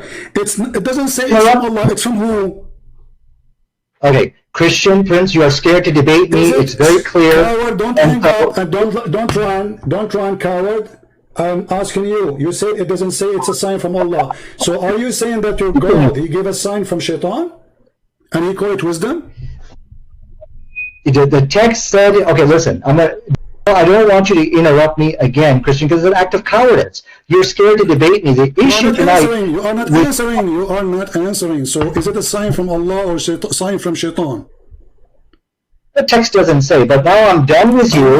Now I want you... No, you're not done. We just started, you donkey. Where are you going? What do you mean you're done with me? Okay. Listen, is it a sign from Allah or a sign from Shaitan? Prove it to me.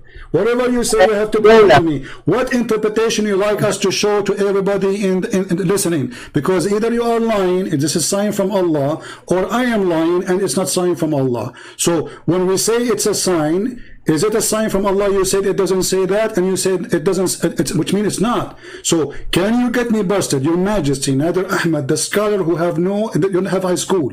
Can you get me busted and show me the interpretation for the verse where it says this is not a sign from Allah? Where it says this is not a sign from Allah. Christian Prince, I have to go. I cannot believe you jerking me around. You have to go where mommy is coming. What, you want to change your diaper? Where do you want to go? Where do you want to go? What happened? No, you are in the corner. You are a potato, and you are a coward. You said this. You just admitted that Allah is Shaitan, because the Quran is saying this is a sign for those who have wisdom, and you deny that those who follow the wisdom, they are following the sign of God. You just deny that this is a sign from God by saying it doesn't say that. So you are a liar and you are a potato. This is the topic you choose, and you don't want to answer because it's very embarrassing. Let us see how many Muslims will laugh at you about, and you are the one who says, who want to debate you? Who are you? Who are you? You don't know nothing. Here we go. I repeat again, don't tell me I have to go. Mommy, she will be upset. She will watch this video and she will be upset from you. Be a man. Be the hero. So, is it a sign from Allah or it is not? I have to go. I want you to come into a public debate with me on the topic. This is the kid, Nader Ahmed, who go around says he want to debate a Christian prince.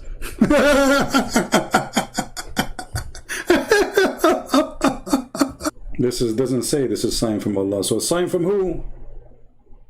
I mean, do you even see how silly? Did those people, they listen to themselves?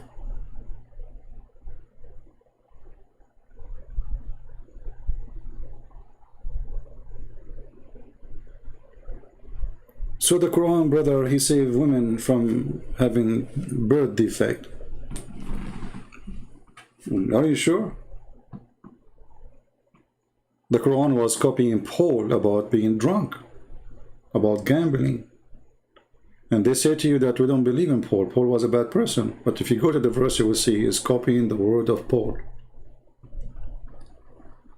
At the same time, as long as alcohol is made by Satan, so how Allah is going to buy alcohol from Shaitan and put it in the heaven?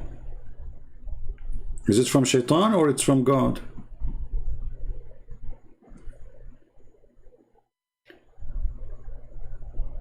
Lord have mercy.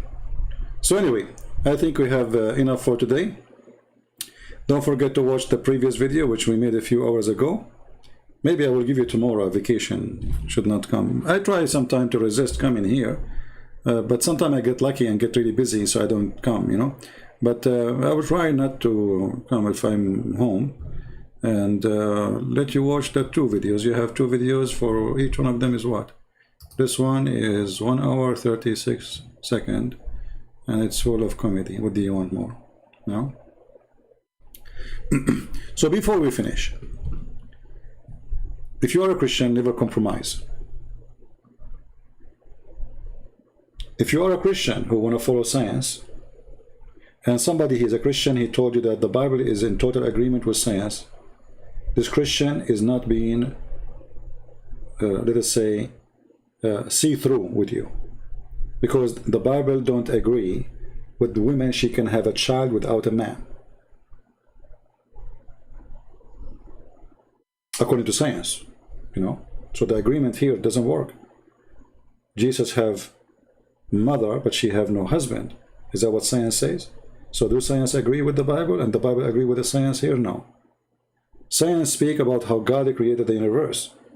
And according to the Bible, God created the heaven and the earth, which means heaven first, and then the earth, and then the sun after. Is that what the scientists, they say to you? They say that the sun created after the earth? No. So the second you start compromising, it's a clear sign that you don't have faith. You are just faking a belief, you know. You are trying to convince yourself in something it's not really what you believe in. So either you follow what is called science. You know, we don't want to do what Muslims do. We don't want to claim there's a scientific miracle and blah, blah, blah, blah, all this madness. God is above all their science. So either you are a believer in what the Bible says, or you don't believe. When a Christian says that scientists, they say the age of the universe is 15 billion years. Well, if you believe in that, then you don't believe in this.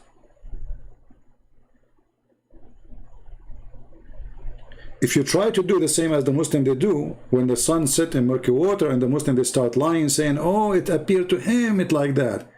The second you do that, you are the same as the Muslims. You are trying to defend your faith by lies. So that can affect only unfaithful Christians.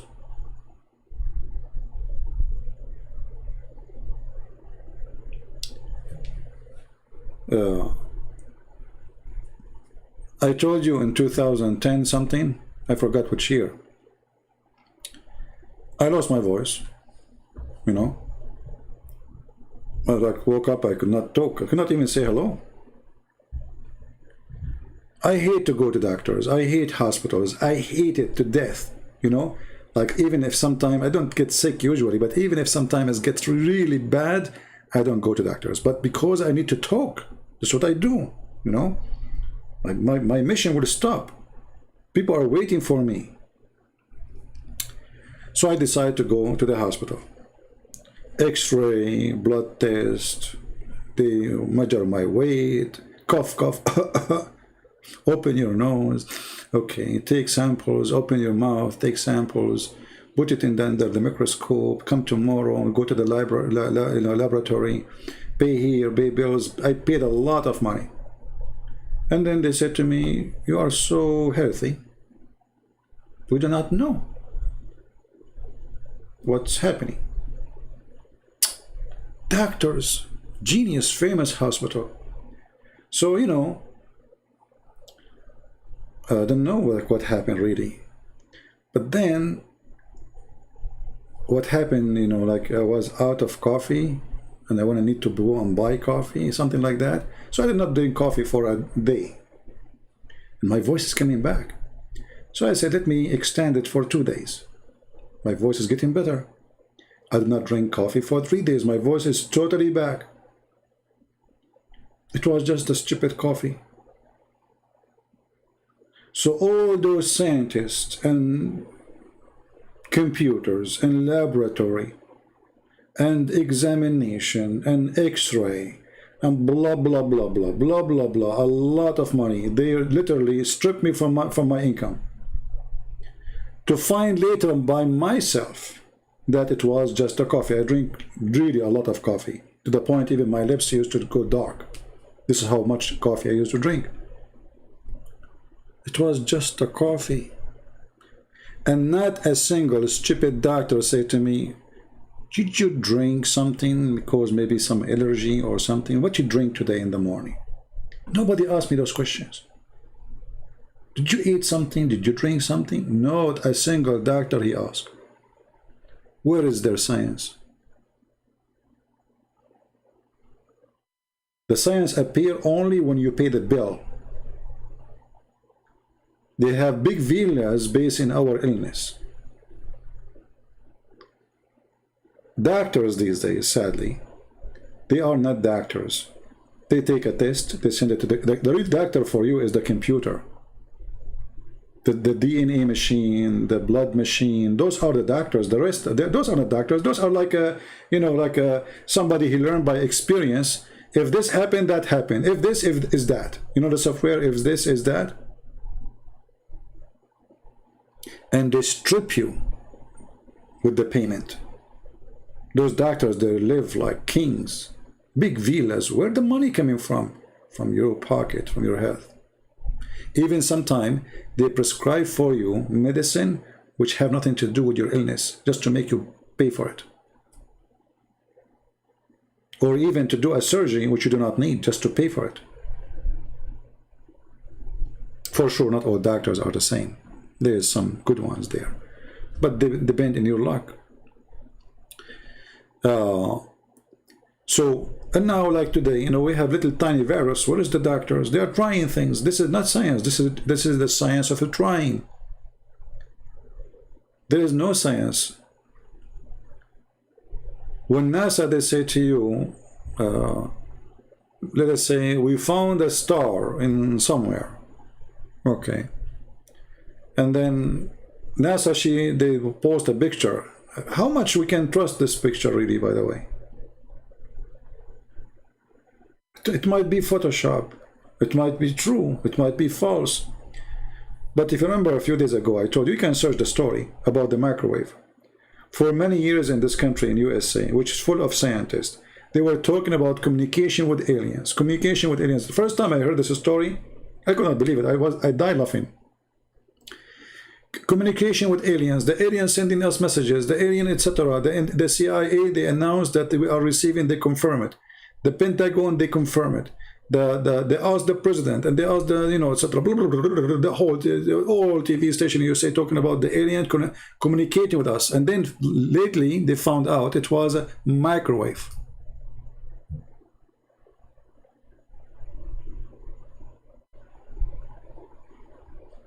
It was what?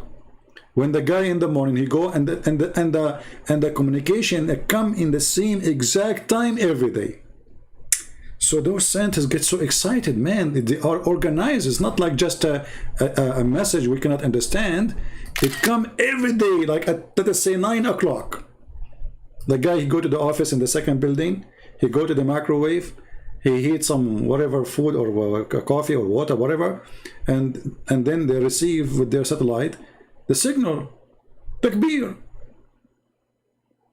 It was a microwave.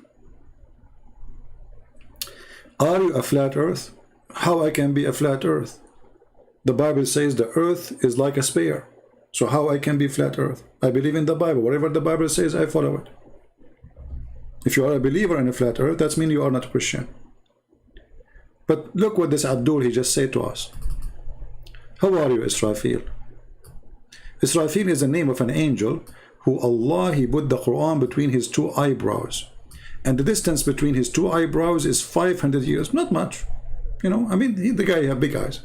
So he said, Christian Prince, think about this for once. If God came as a man, wouldn't that make him limited?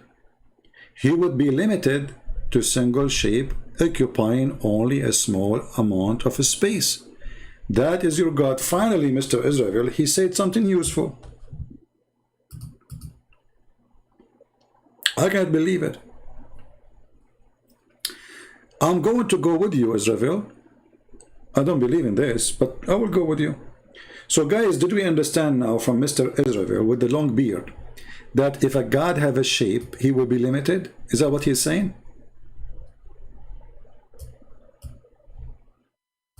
Isn't this what he's saying? He's saying that, right? Don't you think, like when God, he come as a man, wouldn't that make him limited? He would be limited to a single shape, occupying only a small amount of space. This is your words, not mine. So how you can explain this, Abdul?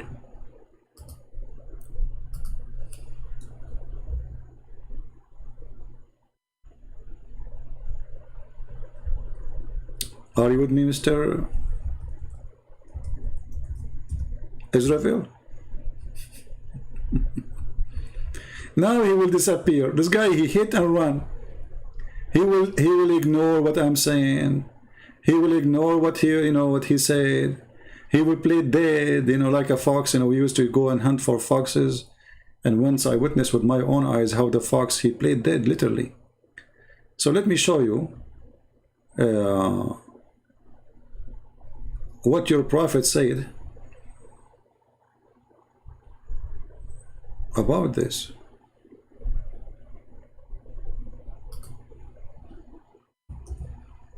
Remember, the one who have one shape cannot be God, and the one who have a shape is limited.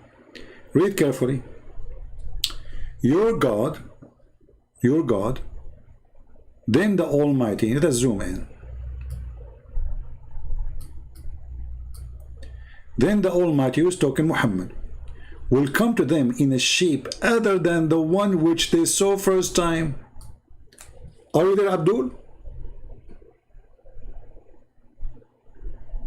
No, I drink coffee, but I don't drink coffee as before. Before I used to drink, and my coffee is a Greek coffee. It's not like the coffee, American coffee, which is water. My coffee is very heavy duty, Like now, I don't drink much coffee, so I drink like, let us say, 4 big cups of coffee. 4. But the heavy, that the American coffee for me is water. It doesn't even make sense to call it coffee. It's just dark water. It's dark mud like where the sun set. So read with me, Abdul. Then the Almighty come to them in a shape other than the one which they saw first time. Hey Muslim, you saw Muhammad first time? So you saw Allah first time with a shape? What is the shape? Goat? Octopus? What is that? Then he will come to them in different shape. Okay, so now Allah, he changed his shape. And he will say, I am your Lord. They will say to him, get lost, you are not our Lord. Are you there, Israfil?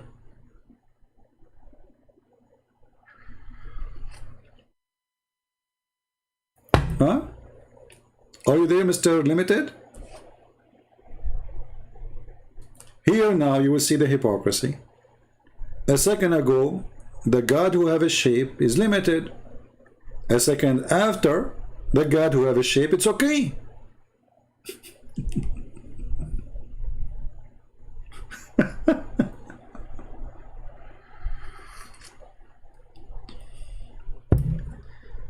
Are you there, Israel? What happened?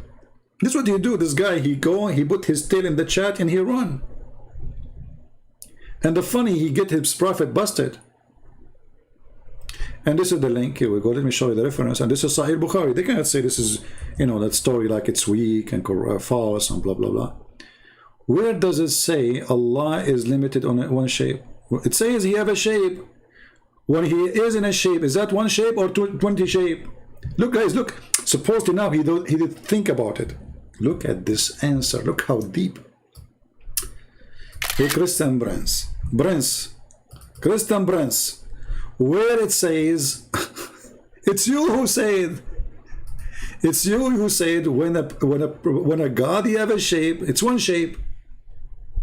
He is limited. Allah now he have one shape. Does it say in the front of you, Allah he come to them in a shape? Is that one shape or 20? Are you there, Abdul?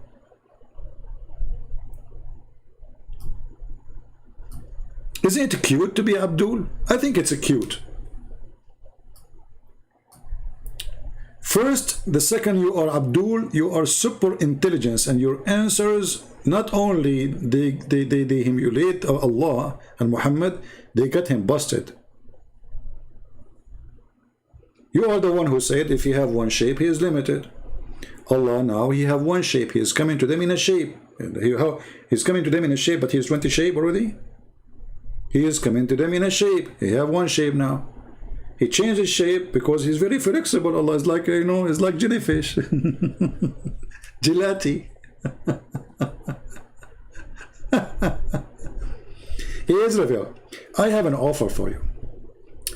I'm willing to open my Skype and you call me. And if you call me, I will make you admin in my chat for 24 hours while I am closing.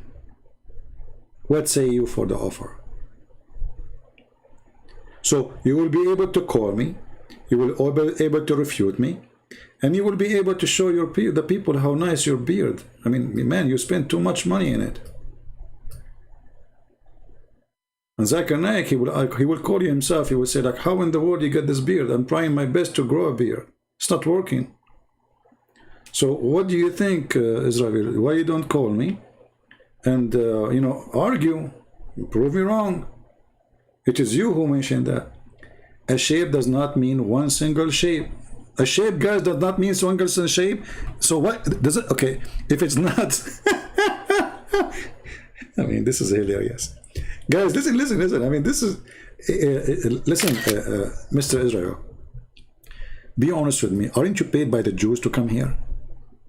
I mean, aren't you a Jewish agent trying to make fun of Muhammad or what? Because the Muslim, they claim anyone is making Muhammad look stupid, he's a Jew.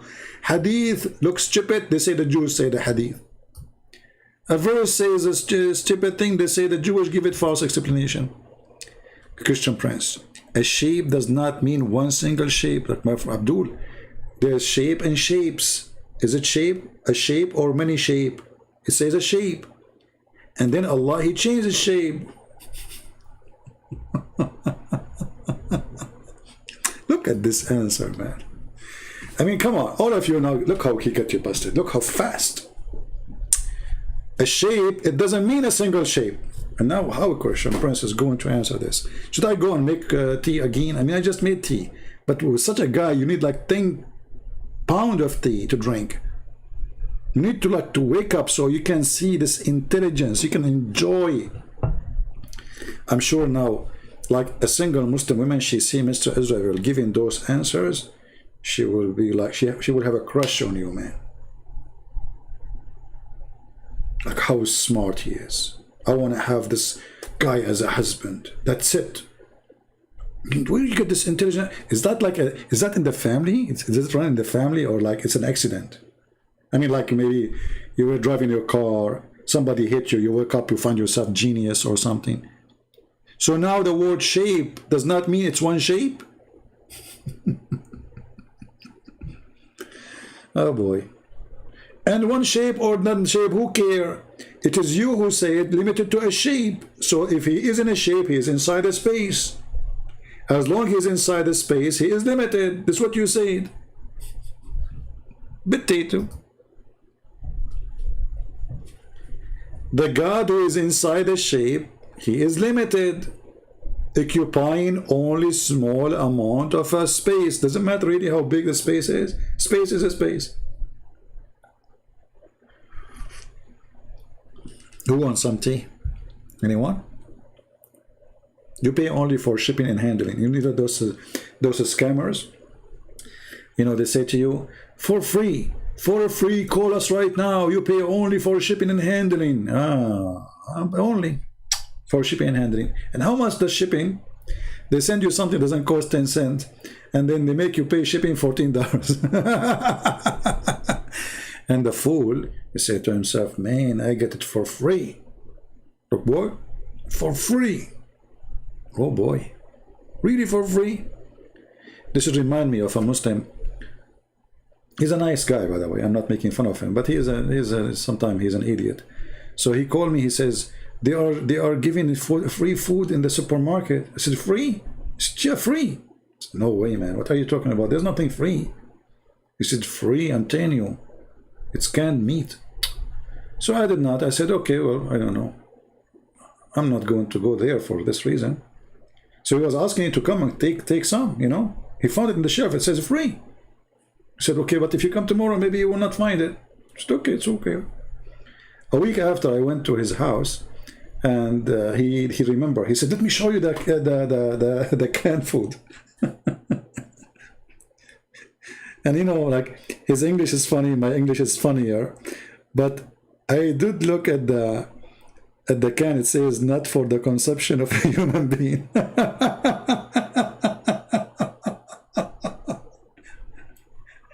And honest to God, his real name is Abdul. I'm not making fun. His real name is Abdul. So I said to him, Abdul, for the sake of your Allah, can't you read? It says this is for animals. This is for cats, for dogs. And he was saying it's so tasty. It's so good, man.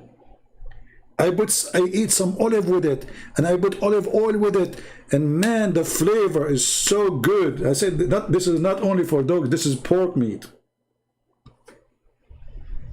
But anyway, for free, what you can say, you know. And he was asking me to come and get some, like before he said, strange, nobody is taking it. You know, those stores, they give food for free for cats and dogs. You know, and this guy, he saw for free. Like, what the heck? Perfect. He ate the first one. It tastes so good. And then I said to him, I don't know. I noticed your nose is moving weird since you ate this food. He's a nice guy, by the way. Yeah, I have nothing to do with Islam. This guy is peaceful, nice, very, very nice person. Yeah. Yeah, it was halal. Are you there, Israel? So why Allah is inside the shape? Any Muslim can answer? How Allah became limited inside the shape? Who is the one who created the shape? Because as you see, shape number 1, shape number 2. Did Allah create the shape and he go inside the shape? Or he borrow it? And when Allah, he transformed himself to be in a second shape, what happened to the first shape? He burned it?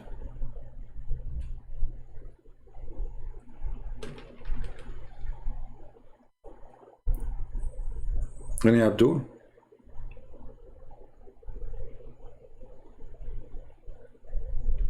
So here you see the stupidity of this cult. They claim that God is higher than entering inside his creation, but in reality they believe that Allah is inside his creation, which means they lie about their faith. They say how God can be a man, but God of Islam is a physical being anyway. Actually, Muhammad in different hadith, he make it clear that Allah is a man.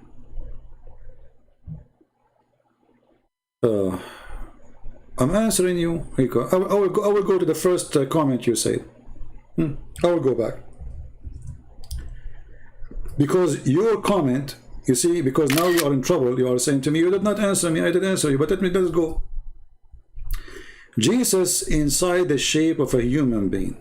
Did he become limited? Okay, isn't it Jesus in the Quran, he made the blind see? Isn't it Jesus in the Quran? He made the dead come from the grave. Isn't it Jesus in the Quran? He made the one who have a leper, he healed him. Isn't it Jesus? He fed thousands of people from the sky. So where is the limitation of Jesus? I'm just showing you a miracle from your book. So if Jesus is not God because he inside a body of a man, a shape, then he should do what the man do. Do we agree, people? As long as Jesus is limited, as he said, but we don't see the limitation of Jesus when it's come to do things which are amazing. If you want to say to me that Allah, he gave him that power, prove it. This is a claim. I can claim now that I am the one who gave him power. So the limitation of God, I agree with you. If God cannot do what God can do, then he is not God. That is not the case of Jesus. That is the case of Allah. Because the Muslims, they heard Muhammad saying the story that Allah, he asked the children of Adam to send a sacrifice, and Allah will send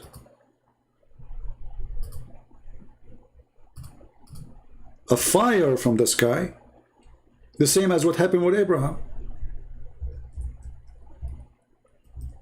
The same as what happened with Abraham. Let us find the difference. So when the Jews, and they said to him, well, okay, let us do this. God said to us, and Muhammad agreed,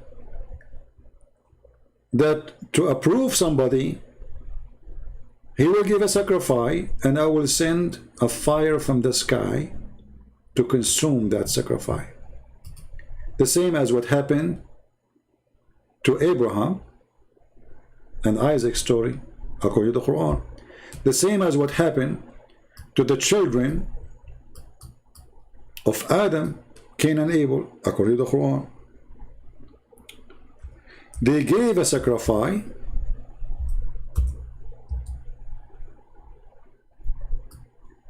and the Quran here is using a very well-known word in India, Qurban.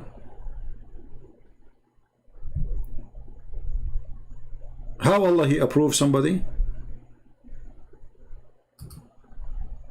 How Allah he show his approval? You give a sacrifice, and then if Allah he send a fire from the sky consuming the sacrifice, that's mean he approve you. This is chapter 5 verse number 27. Then we see that the Jews, they said to Muhammad that God told us, according to the Quran, Allah told us, we are not going to believe in a messenger unless he showed us a sacrifice consumed by fire from heaven. Do you see it? They challenge him for that. If you are a true prophet, do what the same what happened to Abraham, the same what happened to Cain and Abel. You know, this is what the Quran confirmed. What Muhammad said to them. He said, okay, hold on. There's messenger before me. They did those signs for you. You don't believe in them, but this is not true. Did the Jews believe in Abraham? They do. Did they believe? They believe that God he sent the fire? They do. Do the Christian believe in the same? They do. So it was the limitation of the false God, Allah aka Muhammad, answering. He cannot do it. So who is the one is limited? My God or your God?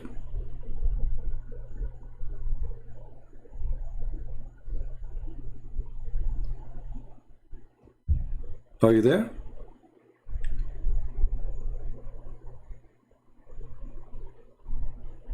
The Quran even says how Allah can have a son without having a girlfriend. Allah himself is questioning Allah that the true Allah cannot have a son unless he have a girlfriend. Well, the Christian God, he do not need a girlfriend to have a son.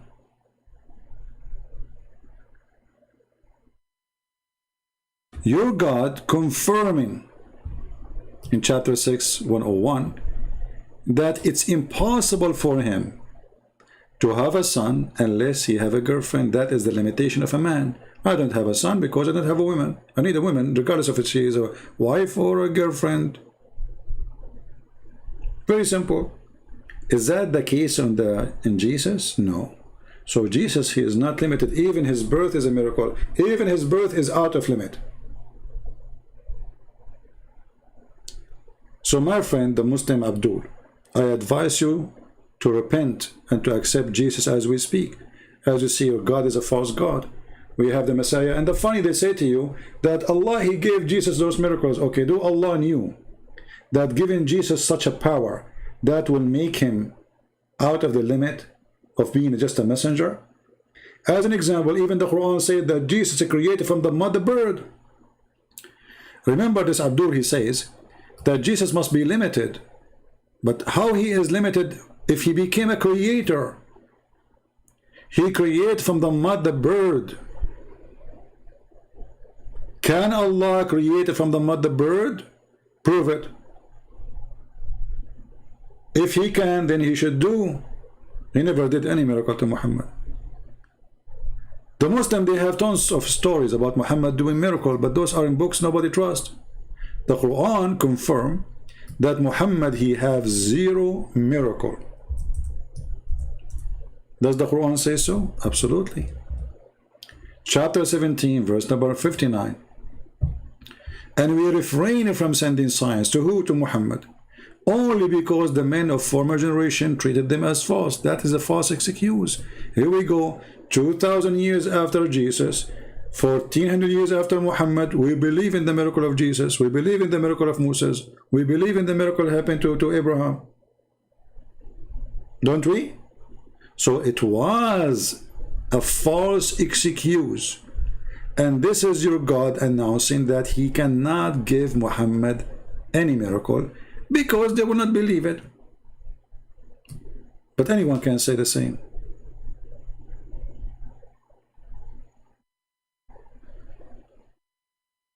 I can claim now to be a messenger of God. You say to me, okay, do what messengers do. I say, oh, my God will not give you a miracle because you will not believe me. But you see, this is stupid. Isn't it? The Muslim, they believe in all the miracles mentioned in the Quran. They do. So you see here the hypocrisy and stupidity. If nobody will believe in the miracles because this is, you know, this is already proven, well, the Muslim themselves should not believe too.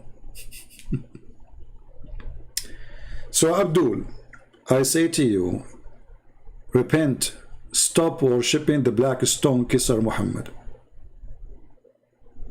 Stop following a person who go after babies to sleep with them. Stop worshipping a person who been proven to be cheater, and the proofs is even the Quran. We have God who is a miraculous God. Your God is nothing. Okay, well, you see, guys, the Jesus miracle is a prophet miracle. Is it a prophet miracle to be creator? Who is the creator? You will say Allah, right? So how Jesus create? Is that what prophet they do? They create from the mother bird?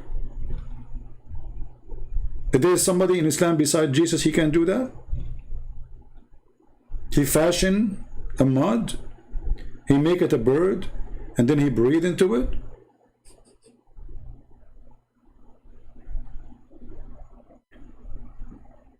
Guys, making mud bird is not the same as a create life from nothing. Well, this is how your God created the birds and Adam, you idiot. What life from nothing? This is how your God created Adam. He made mud. He brought dust. He mixed it with water. Then he fashioned it. Then he breathed into it. Isn't this how your God, he made Adam supposedly?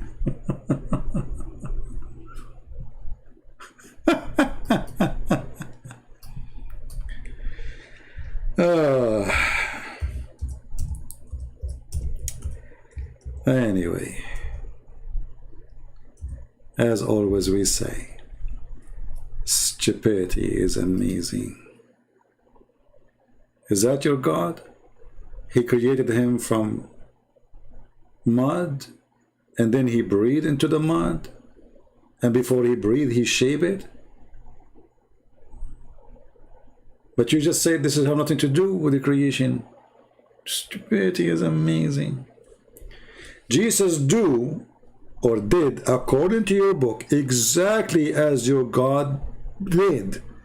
But in the story of Jesus we have tons of proofs about the power of Jesus. But where is the proof of your God?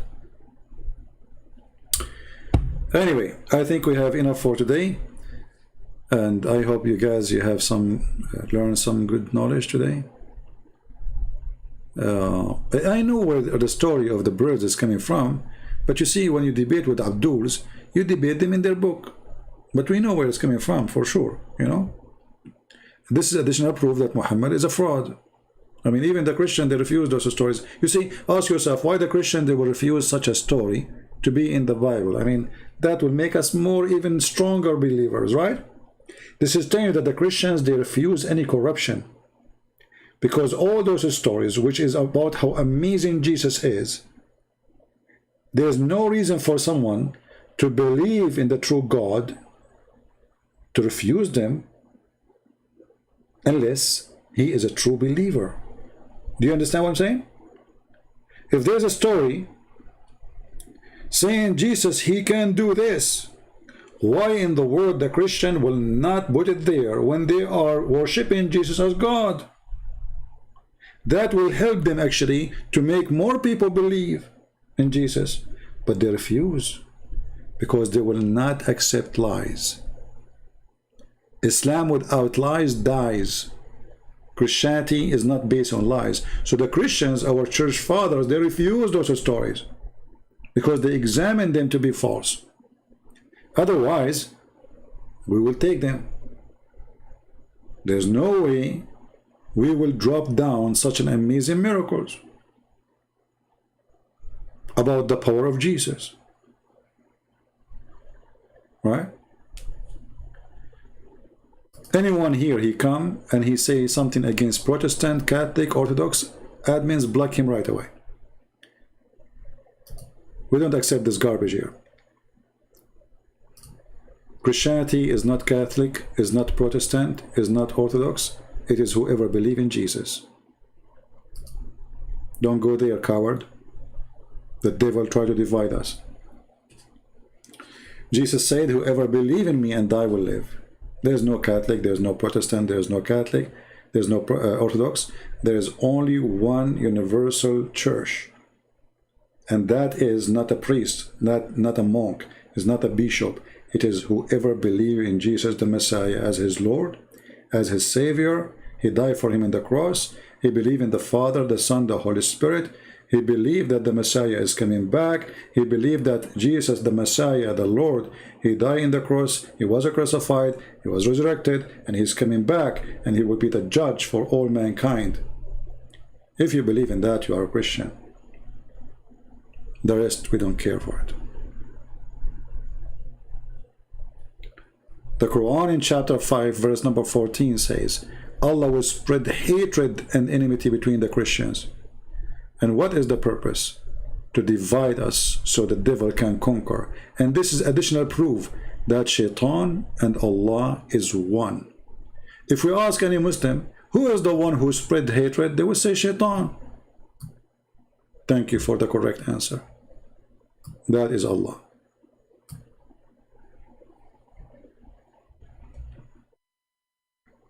Do you see it?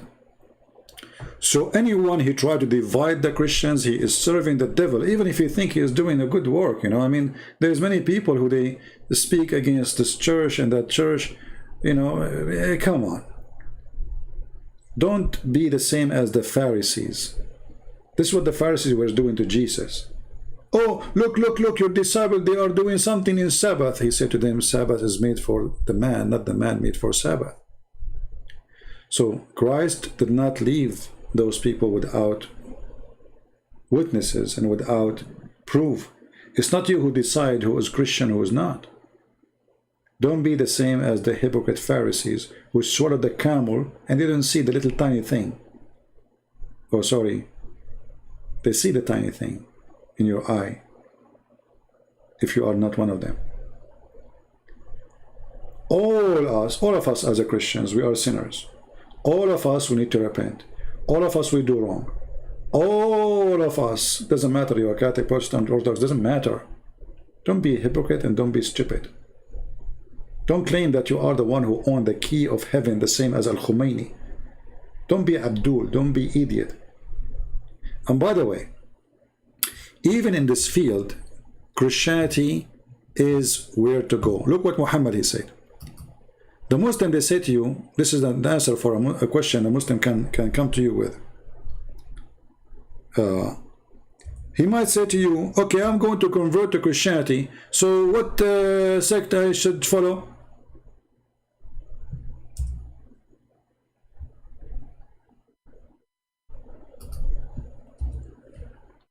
Okay, that's a good question. You follow Jesus, the Bible. The Bible says anyone come with a book other than this scriptures is from the devil. That's it. That is the sect of Jesus. There's only one. But look what your prophet he said. And this is a very sahih hadith, as you see here. This is all is sahih. He said the children of Israel split into 71 sects. My nation, actually here, look at this, you know, the hadith from 1 to 1 is different. And the funny, it says sahih. Here it says, my nation will split into 72. So, based in Muhammad's statement now, the Jews are more consistent and they are less to be vulnerable to go to hell. Muslims are more divided. And by the way, I want the Muslim to count for us the 73 sect.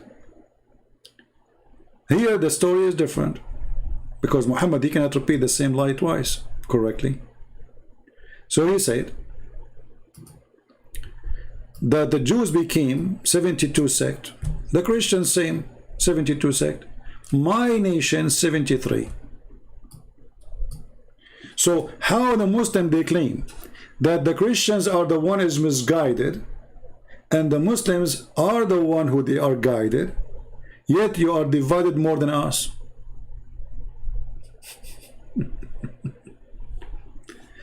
Do you see why I say the stupid is amazing? Remember, they have the book of God. They have the book of guidance. The Quran is not corrupt. We have, and then we find that their nation is 73 sect.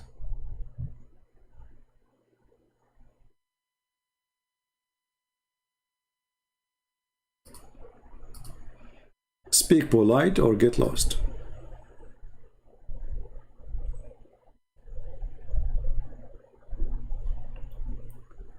Why your Catholic brothers say that you have to follow the Bible and tradition and they are Christian? Nothing wrong with that. Who said that other churches don't follow tradition? We do. You are just as stupid. You're like your prophet. Even your prophet, he confirmed that.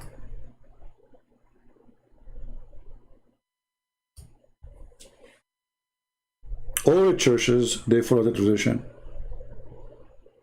As an example, tradition of Jesus teaching us when he held the bread and he said, do this to remember me. This is my body broken for you, and this is my blood sacrificed for you. Do this for me. All the churches do the same.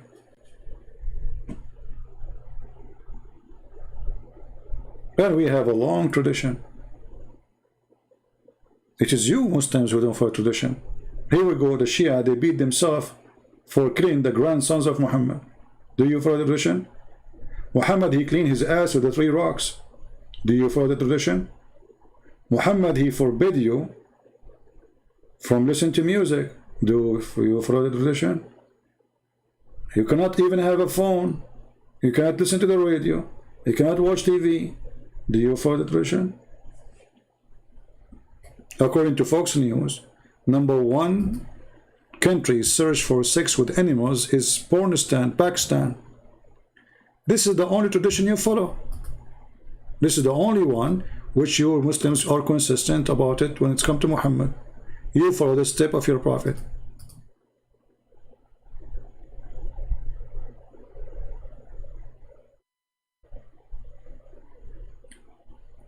This is the only tradition you follow.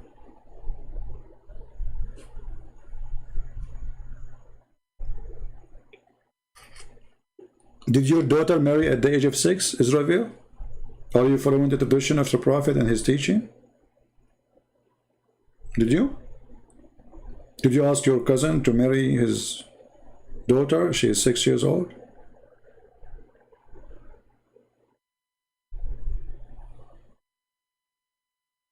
That will make you a follower of the tradition of the Prophet.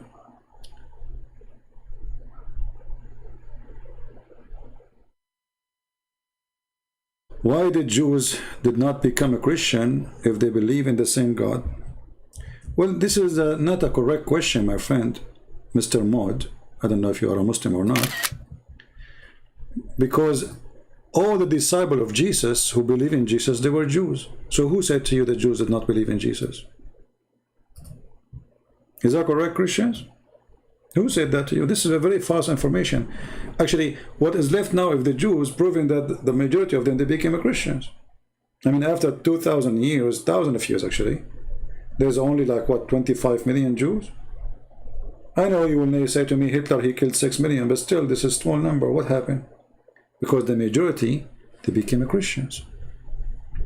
The minority, they still none, or not Christians. So you have the opposite understanding. The majority of the Jews already are Christians.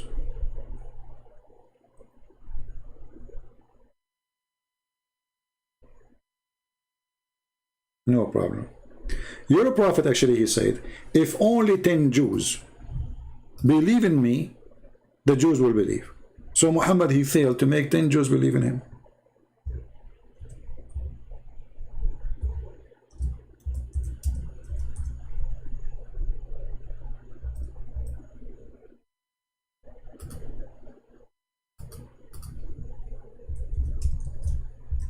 Let me find the reference.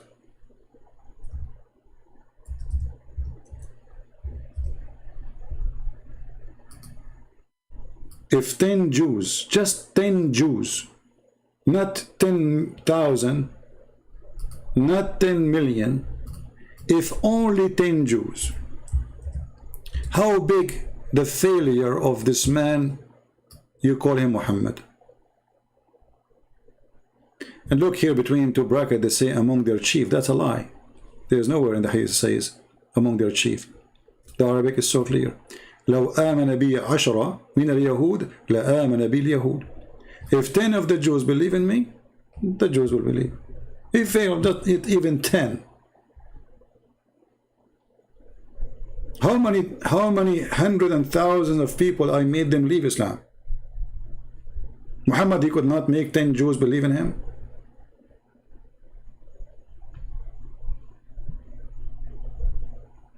How bad he was then. Did Jesus fail to make 10 Jews believe in him? No. All his disciples are Jews. And for sure, thousands of people, they believe. That's why we celebrate the tradition, the Palm Day, which is not really a, you know, a very, like in some translation, not accurate. Does any Muslim have anything?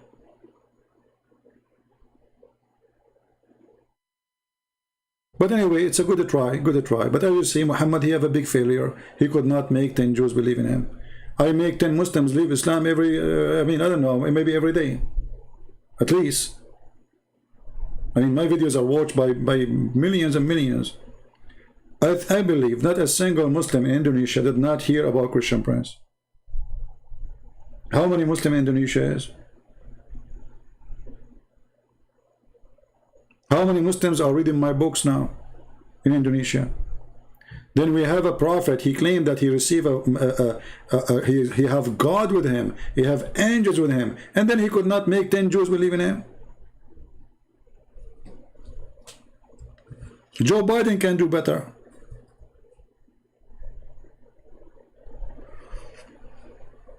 Put Joe Biden in the stage, and he will say to you, you know the thing created the thing, you know the thing. And as long as the thing created created by the thing. And here you see how deep Joe Biden, the same as Muhammad. And you ask Joe Biden a question, he say, you know the thing. This is in case he did not sleep before he say, you know the thing. Anyway, I want to say thank you guys for being here, you know the thing. And I hope today we have a good time. And as you see, our program is a school of education. If you learn something good today, can you do me a favor and post in the comment section after we finish the video, what is this thing you learned today new?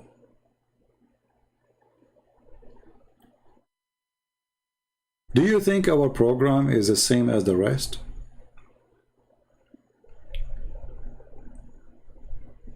Now, my program is long, and I wish I can make it shorter.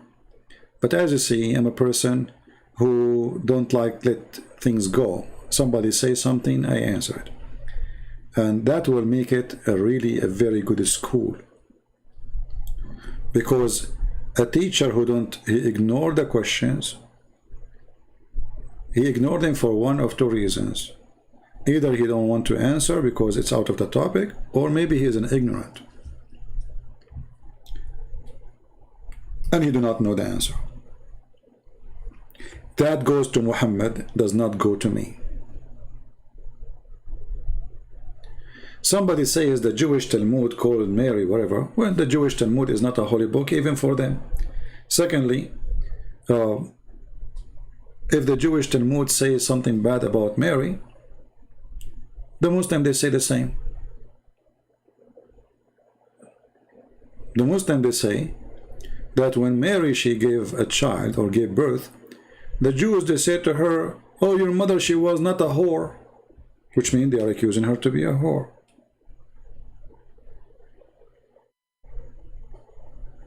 Right?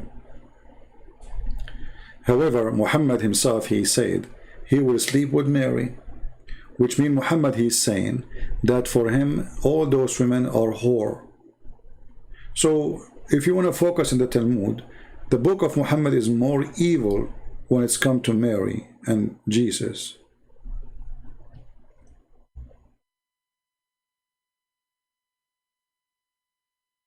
Same time, some people, they use what the Jews, they say to make us hate the Jews, but we should not. Just to show you the hypocrisy of the Muhammadan. Once, a teacher, he was talking about Jerusalem, and I got them busted as usual. Very simple question. Who was the one who built Jerusalem? He said Solomon, the son of David, and his father. I said, okay, so this is the land of the Jews. He said, what? Why you defend the Jews? Isn't it them who killed Jesus? I said, I thought the Quran says they did not. So do you see the hypocrite? Because they want you to hate the Jews, suddenly they believe in the death of Jesus by the hand of the Jews, just for the sake of making you a hater. But in their book it says they did not kill him. Do you see? Don't be fooled by the foolish who try to fool you. Let me remind you of something Jesus said in the cross. Anyone remember what Jesus says in the cross to the Jews? And not only to the Jews, to the one who crucified him. Who remember?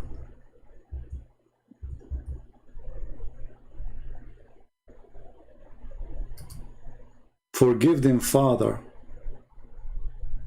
They don't know what they are doing.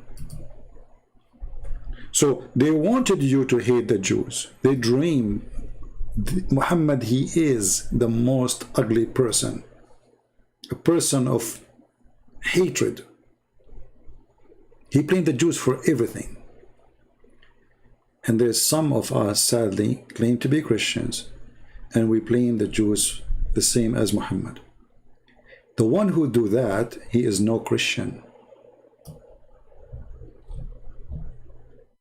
There's bad, there's good. Remember, the disciples are Jews. So, if not the disciple of Jesus, who they are Jews, you yourself, you will not learn about Christ.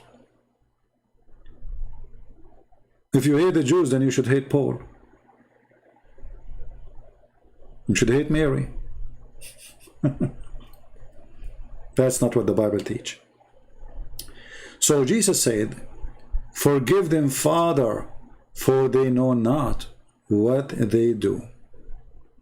Here Jesus showing us, and he is the best example to follow. Do you have a better example? Somebody might quote for you, says the synagogue of the devil, but this exists everywhere. The synagogue of the devil can be a church run by a child molester. The same as Muhammad. There's evil everywhere.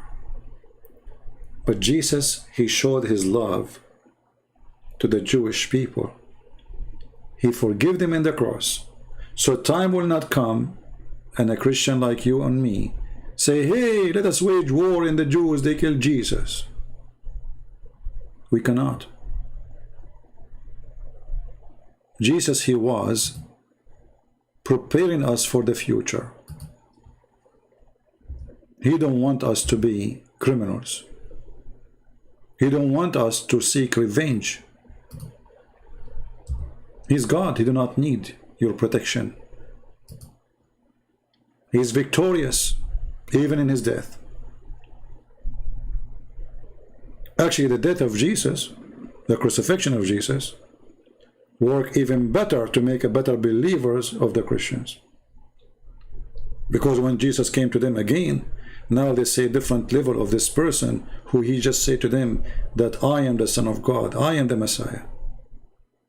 He claimed that if you destroy this temple, I can build it in 3 days. They could not understand that until he was crucified. Until he came back. Then they remember what he said before. You can destroy this temple and I will build it in 3 days. It took them many years. They thought he's talking about the rocks. 3 days. So my friend, we don't want to hate the Jews. We don't want to hate the Muslims. We don't want to hate the Hindus. We don't want to hate the Buddhas. Those who follow the hate God are no Christian. Those who follow Jesus, they spread his love and his mercy. But don't be fooled. The love of Jesus is about being truthful, not being hypocrite. When a Muslim, he worship idol, you say to him, you are a pagan, you are worshiping idol. I ask you to repent. Loving Jesus does not mean that you say to the Jews what the Jews like to hear. Loving Jesus is to say to the Jews what Jesus said to them.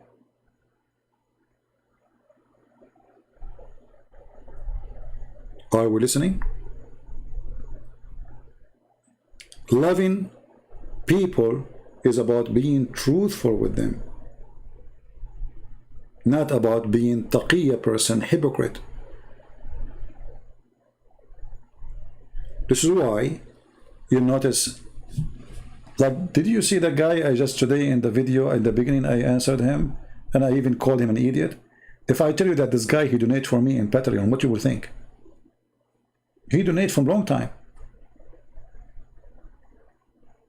A different person, not me, he will say to himself, man, the first thing this guy would do, he will go and delete his donation. This is the first thing he would do. And I don't blame him, it's okay. But shall I exchange a donation he make with the truth and compromise? No. I love this person to know the truth, but I will not compromise for the reason or any reason. Always I get messages from people who they are here. Christian Prince, I'm not going, I will stop my donation. Please do stop your donation. Christian Prince, why you are defending the Catholic? Go ahead, stop your donation. Christian Prince, why you are defending the Protestant? Go ahead, stop your donation. I don't care. I am not for sale, my friend. You cannot buy me. You cannot buy me with your green dollar. It's a shame, actually, that those people, after they say to them what I believe, they try to punish me, supposedly. Or let us say they try to make a pressure on you to make you say what they like to hear. If I do that, I am the same as many, many false people around.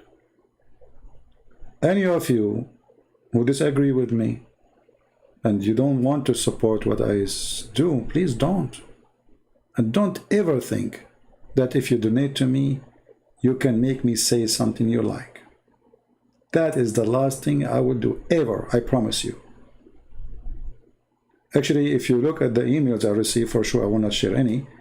I am very tough with those who email me, those who donate. I don't change my language. Even sometimes I use the word potato. Even sometimes I block them.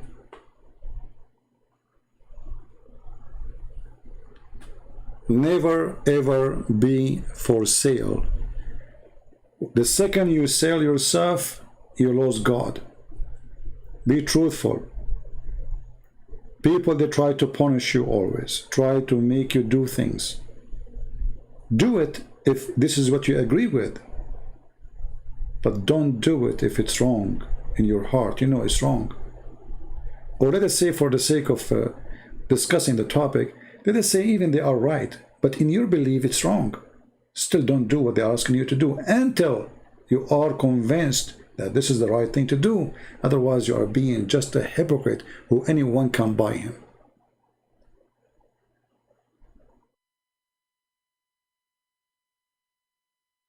So be truthful and don't be a hateful person. When I see a Jew, I will never hate a Jew. Why I want to hate him? Why I want to hate him? You will say he's a sinner. Well, I am a sinner too. If there's any one of us here who is not a sinner,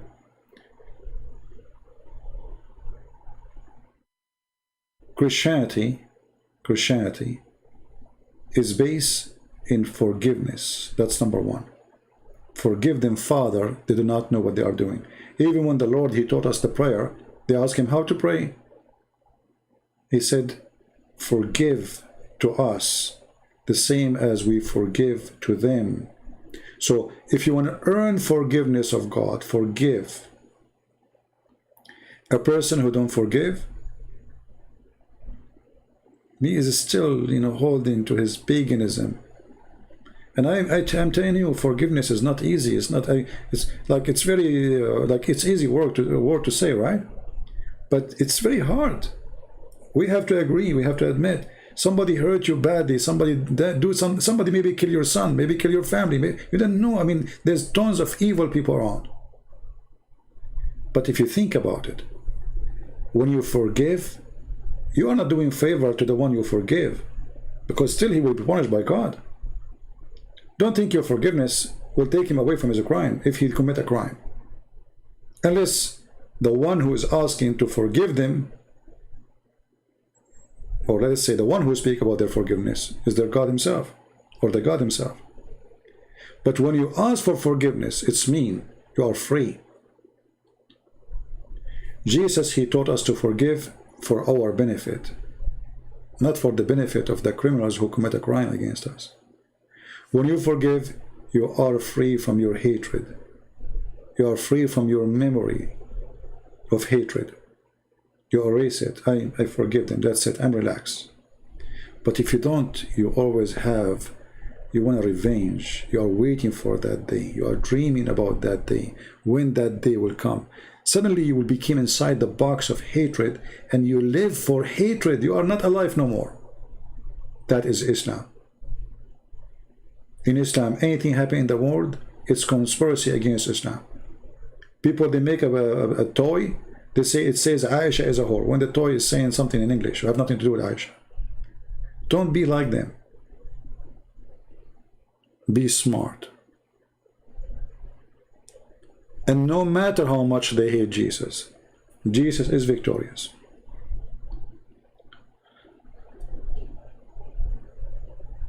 Look how funny this earth is. Once upon the time, the white man, he went to Africa to bring the African people to Jesus. And not long after, the African man, he come to Europe to remind the white people of Jesus. So if the white man, he did not go with love to the African man, not with the slavery, not with the army to kill them, he took his gospel with him. If he did not do that, then we will not have the rescue of the beautiful heart of the African people coming to Europe, preaching the gospel in the heart of Europe, where the white man, he forget about it. One of the most powerful speeches I heard preaching the gospel, it was from a black man, not a white man. This is how Jesus, he bring people together. Black, white, Asian, it doesn't matter. The devil always try to divide us. This is why hatred is from the devil. Racism is from the devil.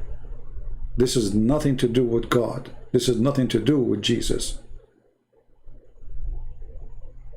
When God, he created Adam and Eve, that means all of us, we are children of one man and one woman. We are family. When the devil come between us, we kill each other.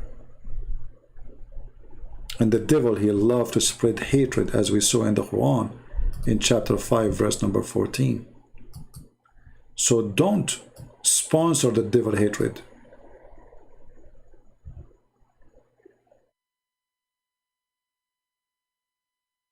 Don't divide the Christians. Don't go around and say, hey, this church is not the Christians. Those are not the Christians. The Christians is those who believe in the Father, the Son, the Holy Spirit. They are Christian. They believe in the resurrection of Jesus, they are Christians. They believe that Jesus is Lord, they are Christians. They believe in the four Gospels, they are Christians. They believe that there is no Savior except the Messiah, they are Christians. They believe that he said that I am the Alpha, I am the Omega. They are Christians. Don't be a Pharisee. Don't be a person who claims to be God. Don't place yourself as God. When somebody do wrong, say you are wrong. But don't tell him you are not a Christian, unless he said something against the faith. And the important in the faith is not about an icon in a church. It's not about a picture. You know that this has nothing really to do with God. Because even if they broke the command because they love God. And all of us, we break the command. Have you ever seen one single person on this earth don't break the command of God?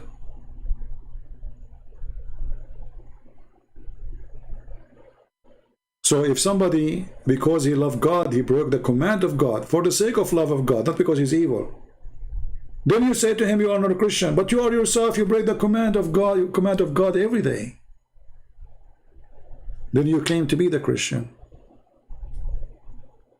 My friend, no matter who you are, you break the command of God. If not every day, at least maybe once a week. If you are so good to be true. But all of us, we bring the command of God. With our thoughts sometime, with our words sometime, with our hand, with our tongue, with our action.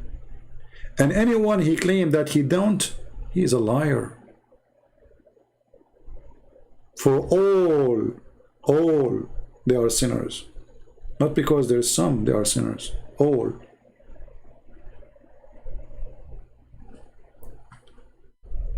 So my friend, I hope that today it was a good day to learn, and with this some beautiful words of the Lord about loving your enemy, about forgiving them, about to be truthful and not to be hypocrite. I hope you will follow the same steps. All of us, we are sinners. All of us, we do wrong. But the good ones of us is the one who try their best to fight their wrong, not to promote it. Fight your wrong when you do wrong, and don't surrender. Thank you, and may the Lord bless you. Until we see you soon again. Christ is Lord, Islam is false, and take care.